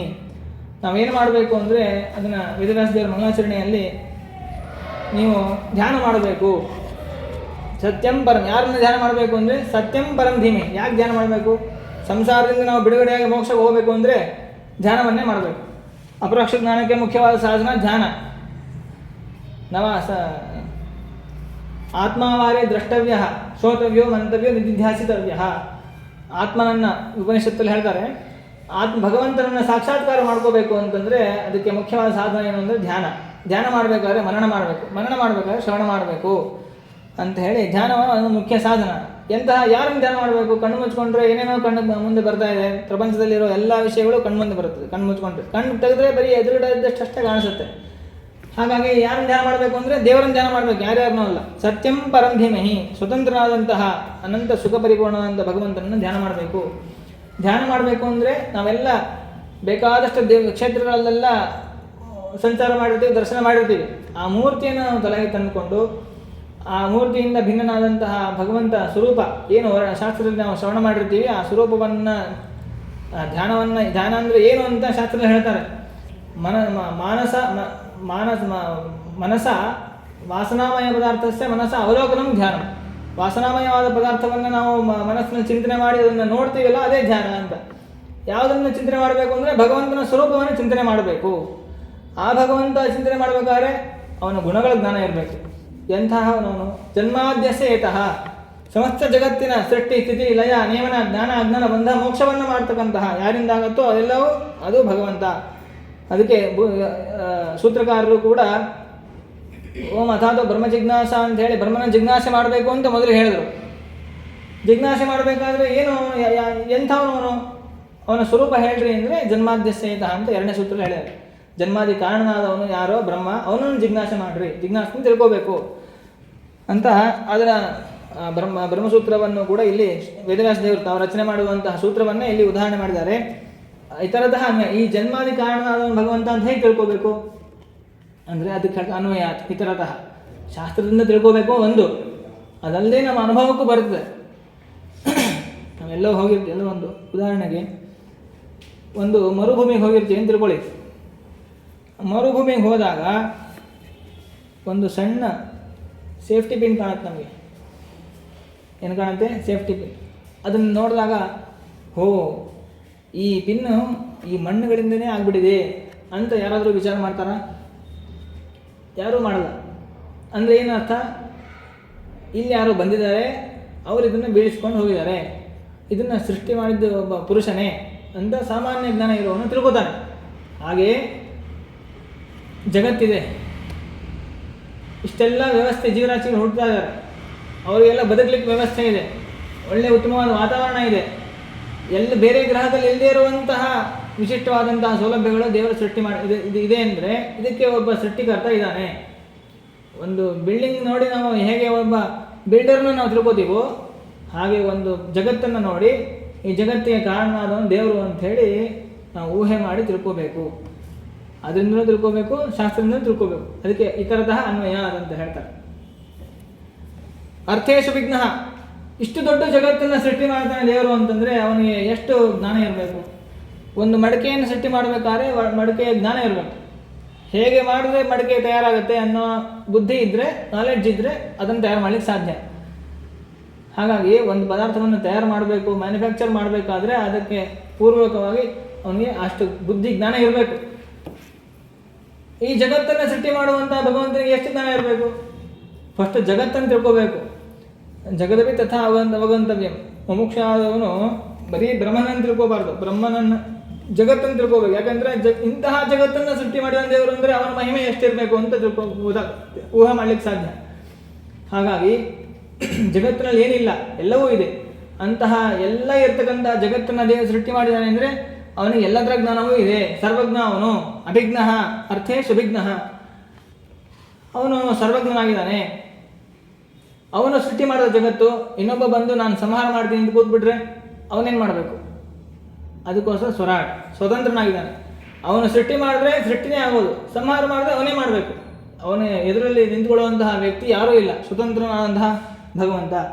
ಇಂತಹ ಭಗವಂತ ಬ್ರಹ್ಮದೇವರಿಗೆ ವೇದಗಳ ಉಪದೇಶವನ್ನು ಮಾಡ್ತಾನೆ. ಆದಿಕವಯೇ ಹೃದಯ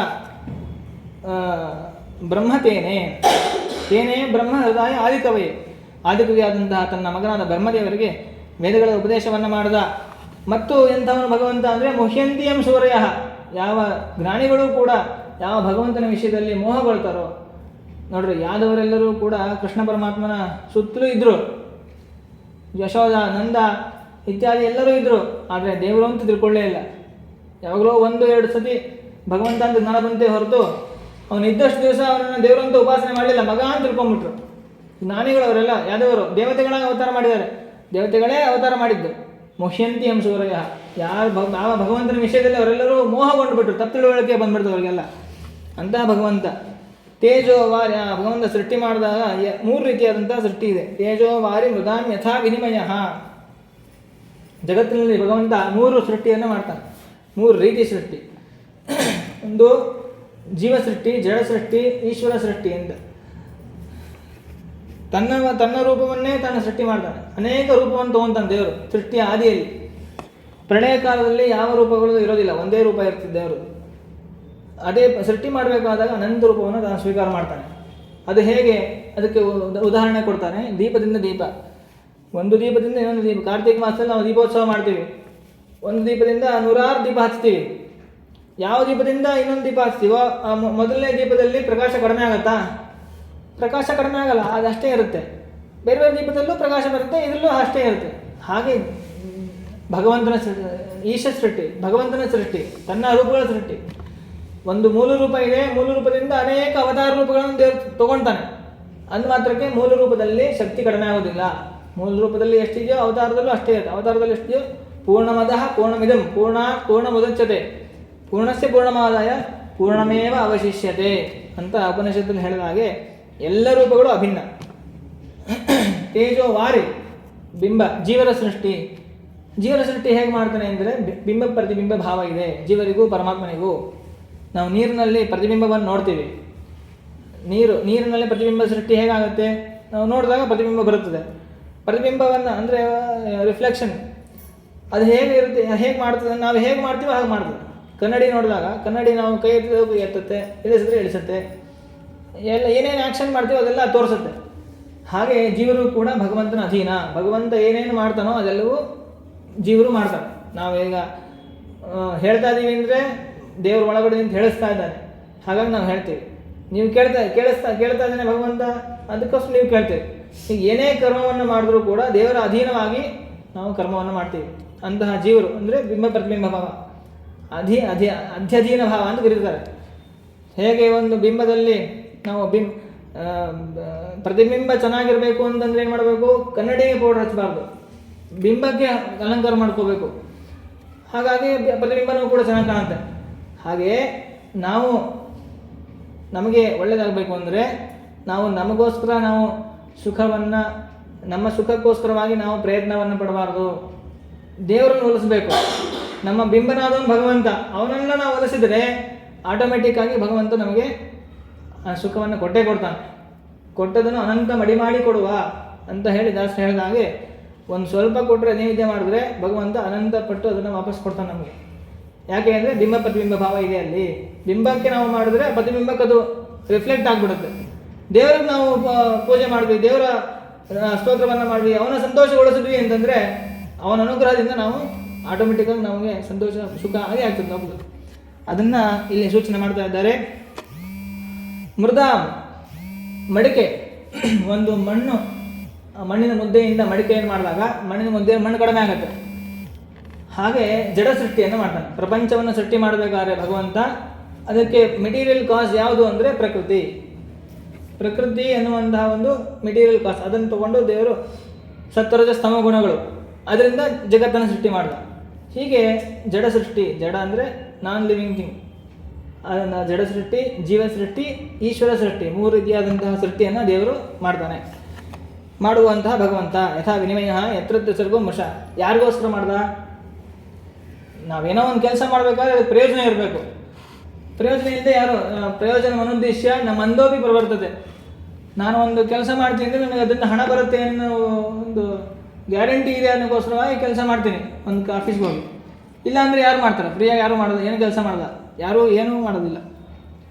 ಭಗವಂತ ಮಾತ್ರ ಅವನಿಗೇನೋ ಒಂದು ಪ್ರಯೋಜನ ಇದೆಯಾ? ಹಾಗಾದರೆ ಜಗತ್ತನ್ನು ಸೃಷ್ಟಿ ಮಾಡ್ದ, ಇಷ್ಟು ದೊಡ್ಡ ವಿಶಾಲವಾದಂತಹ ಜಗತ್ತು ಸೃಷ್ಟಿ ಮಾಡ್ತಾನೆ, ಅವನಿಗೆ ಅದರಿಂದ ಏನು ಪ್ರಯೋಜನ ಅಂದರೆ ಯತ್ರ ಸರ್ಗೋ ಮೃಷ. ಈ 3 ರೀತಿ ಸೃಷ್ಟಿಯೂ ಕೂಡ ಅವನಿಗೆ ವ್ಯರ್ಥ, ಅವನಿಗೆ ಯಾವ ಪ್ರಯೋಜನವೂ ಇಲ್ಲ. ಯಾವ ಪ್ರಯೋಜನ ಇಲ್ಲ ಆಮೇಲೆ ಯಾಕೆ ಮಾಡ್ತಾನೆ ಅಂದರೆ ದೇವಶೇಷ ಸ್ವಭಾವ. ಭಗವಂತನ ಸ್ವಭಾವ. ನಾವು ನಡ್ಕೊಂಡು ಹೋಗ್ತಾ ಇರ್ತೀವಿ, ನಡ್ಕೊಂಡು ಹೋಗ್ಬೇಕಾದ್ರೆ ಕೈ ಹಿಂಗೆ ಅಲ್ಲಾಡಿಸ್ತೀವಿ. ಅದರಿಂದ ಏನು ಪ್ರಯೋಜನ ಅಂತ ಕೇಳಿದ್ರೆ ಏನಿದೆ ಪ್ರಯೋಜನ? ಏನಿಲ್ಲೇ ಇಲ್ಲ, ಸ್ವಭಾವ ಅಲ್ಲಾಡಿಸ್ಕೊಂಡು ಹೋಗ್ತೀವಿ ಅಷ್ಟೇ. ಹಾಗೆ ದೇವ್ರಿಗೂ ಏನು ಪ್ರಯೋಜನ ಇಲ್ಲ, ಆದರೂ ಸೃಷ್ಟಿ ಮಾಡ್ತಾನೆ. ಮತ್ತು ಪ್ರಯೋಜನವೇ ಇಲ್ವೇನೋ ಅಂದರೆ ಪ್ರಯೋಜನವೇ ಇಲ್ಲ ಅಂತಲ್ಲ, ಇದೆ, ಜೀವರಿಗಿದೆ, ದೇವರಿಗಿಲ್ಲ. ದೇವರಿಗಿಲ್ಲ ಅಂದ ಮಾತ್ರಕ್ಕೆ ಏನೋ ಉಪಯೋಗನೇ ಇಲ್ಲ ಅಂತ ಅರ್ಥ ಅಲ್ಲ. ಈ ಜಗತ್ತಿನ ಸೃಷ್ಟಿಯ ಪ್ರಯೋಜನ ಅದು ಜೀವರಾಶಿಗಳಿಗಿದೆ. ಜೀವರಾಶಿಗಳು ಸಂಸಾರದಲ್ಲಿದ್ದು ಅವರು ತಮ್ಮ ಸಾಧನೆಯನ್ನು ಮಾಡಿಕೊಂಡು ಮೋಕ್ಷಕ್ಕೆ ಹೋಗಲಿ ಅನ್ನೋ ಉದ್ದೇಶದಿಂದ ಭಗವಂತ ಈ ಬ್ರಹ್ಮಾಂಡವನ್ನು, ವಿಶಾಲವಾದ ಬ್ರಹ್ಮಾಂಡ, ಬ್ರಹ್ಮಾದಿ ದೇವತೆಗಳನ್ನ ಹಿಡ್ಕೊಂಡು ತೃಣಪರ್ಯಂತವಾದ ಎಲ್ಲ ರೀತಿ ಜೀವರಾಶಿಗಳು, ದೇವತೆಗಳು, ದಾನವರು, ಗಂಧರ್ವರು, ಯಕ್ಷರು, ಕಿನ್ನರರು, ನಾಗರು, ಮನುಷ್ಯರು, ಆಮೇಲೆ ರಾಕ್ಷಸರು, ದೈತ್ಯರು, ಕಲಿಪರ್ಯಂತವಾದ ಎಲ್ಲ ದೈತ್ಯರು, ಎಲ್ಲ ಜೀವರಾಶಿಗಳು ಕೂಡ ಇಲ್ಲಿ ಅವಕಾಶ ಇದೆ. ಸಂಸಾರದಲ್ಲಿದ್ದು ಅವರವರ ಮುಕ್ತಿಗೆ ಸಾಧನವನ್ನು ಮಾಡಿಕೊಂಡು ಅವರು ಮೋಕ್ಷಕ್ಕೆ ಹೋಗ್ತಾರೆ. ಸಜ್ಜನರು ಮೋಕ್ಷಕ್ಕೆ ಹೋಗ್ತಾರೆ, ದುರ್ಜನರು ಅಂಧತಮಸ್ಸು ಹೋಗ್ತಾರೆ, ನಿತ್ಯ ಸಂಸಾರಿಗಳು ತಿರುಗ್ತಾ ಇರ್ತಾರೆ. ಇದೇ ಪ್ರಯೋಜನ. ಅಂತಹ ಪ್ರಯೋಜನ ರೂಪವಾದಂತಹ ಜಗತ್ತನ್ನು ಸೃಷ್ಟಿ ಮಾಡಿ ಭಗವಂತ ಸ್ವೇನ ಸದಾ ನಿರಸ್ತಕುಹಕಂ ಸತ್ಯ. ಅಂತಹ ಭಗವಂತ ನಿರ್ದೋಷನಾದವನು. ಜಗತ್ತಿನಲ್ಲಿ ಜೀವರಾಶಿಗಳಿಗೆ ಲೇಪ ಇದೆ. ಕರ್ಮವನ್ನು ಮಾಡಿದಾಗ ಅವರಿಗೆ ಅವರು ದುಷ್ಟವಾದ ಕರ್ಮವನ್ನು ಮಾಡಿದ್ರೆ, ಪಾಪ ಮಾಡಿದ್ರೆ ದುಃಖ ಇದೆ, ಪುಣ್ಯ ಮಾಡಿದ್ರೆ ಸುಖ ಇದೆ. ಆದರೆ ಭಗವಂತನಿಗೆ ಮಾತ್ರ ಯಾವುದೇ ವಿಧವಾದಂತಹ ಲೇಪ ಇಲ್ಲ. ಪುಣ್ಯ ಪಾಪಗಳ ಲೇಪ ಅವನಿಗೆ ಸ್ವಲ್ಪವೂ ಇಲ್ಲ. ನಿರಸ್ತಕುಹಕಂ ಚಿಂತಾ ಸಂತಾಪ ಲೇಪೋದ್ಭವ ಮೃತ್ಯುಮುಖರ ಶೇಷ ದೋಷಾತಿ ದೂರಂ ಅಂತ ಹೇಳಿ ಎಲ್ಲ ರೀತಿಯಾದಂತಹ ದೋಷರಹಿತನಾದಂತಹ ಸತ್ಯಂ ಸುಖಸ್ವರೂಪಿಯಾದಂತಹ ಸರ್ವೋತ್ತಮನಾದಂತಹ ಭಗವಂತನನ್ನು ಈ ರೀತಿ ಇಷ್ಟೆಲ್ಲ ಗುಣಗಳನ್ನು, ಇಷ್ಟೇ ಅಲ್ಲ ಇನ್ನೂ ಅನಂತ ಗುಣಗಳು ಇರ್ಬೋದು, ಇದೆ, ನಮಗೆ ಧ್ಯಾನ ಮಾಡಲಿಕ್ಕೆ ಇಷ್ಟು ಗುಣಗಳನ್ನು ಕೊಟ್ಟಿದ್ದಾರೆ. ಇಂತಹ ಸ್ವರೂಪಿಯಾದಂತಹ ಭಗವಂತನನ್ನು ಧ್ಯಾನ ಮಾಡಬೇಕು, ಧ್ಯಾನ ಮಾಡೋಣ ಅಂಥೇಳಿ ವೇದವ್ಯಾಸ ದೇವರು ಮಂಗಳಾಚರಣೆಯನ್ನು ಮಾಡಿ ಪ್ರಥಮ ಸ್ಕಂದದ ಮುಂದೆ ಭಾಗವನ್ನು ಮತ್ತೆ ವ್ಯಾಖ್ಯಾನವನ್ನು ಮಾಡ್ತಾರೆ. ಅದನ್ನು ನಾಳೆ ದಿವಸ ತಿಳ್ಕೊಳ್ಳಿಕ್ಕೆ ಪ್ರಯತ್ನ ಮಾಡೋಣ ಅಂತ ಹೇಳ್ತಾ ಅಸ್ಮದ್ ಗುರುವಂತರದ ಸಮಸ್ತ ಗುರುವಂತರದ ಭಾರತೀಯ ಮುಖ್ಯ ಪ್ರಾಣಾಂತರ್ಗತ ಶ್ರೀಕೃಷ್ಣಾರ್ಪಣಮಸ್ತು. ಹರೇ ನಮಃ. ಶ್ರೀಹರಿ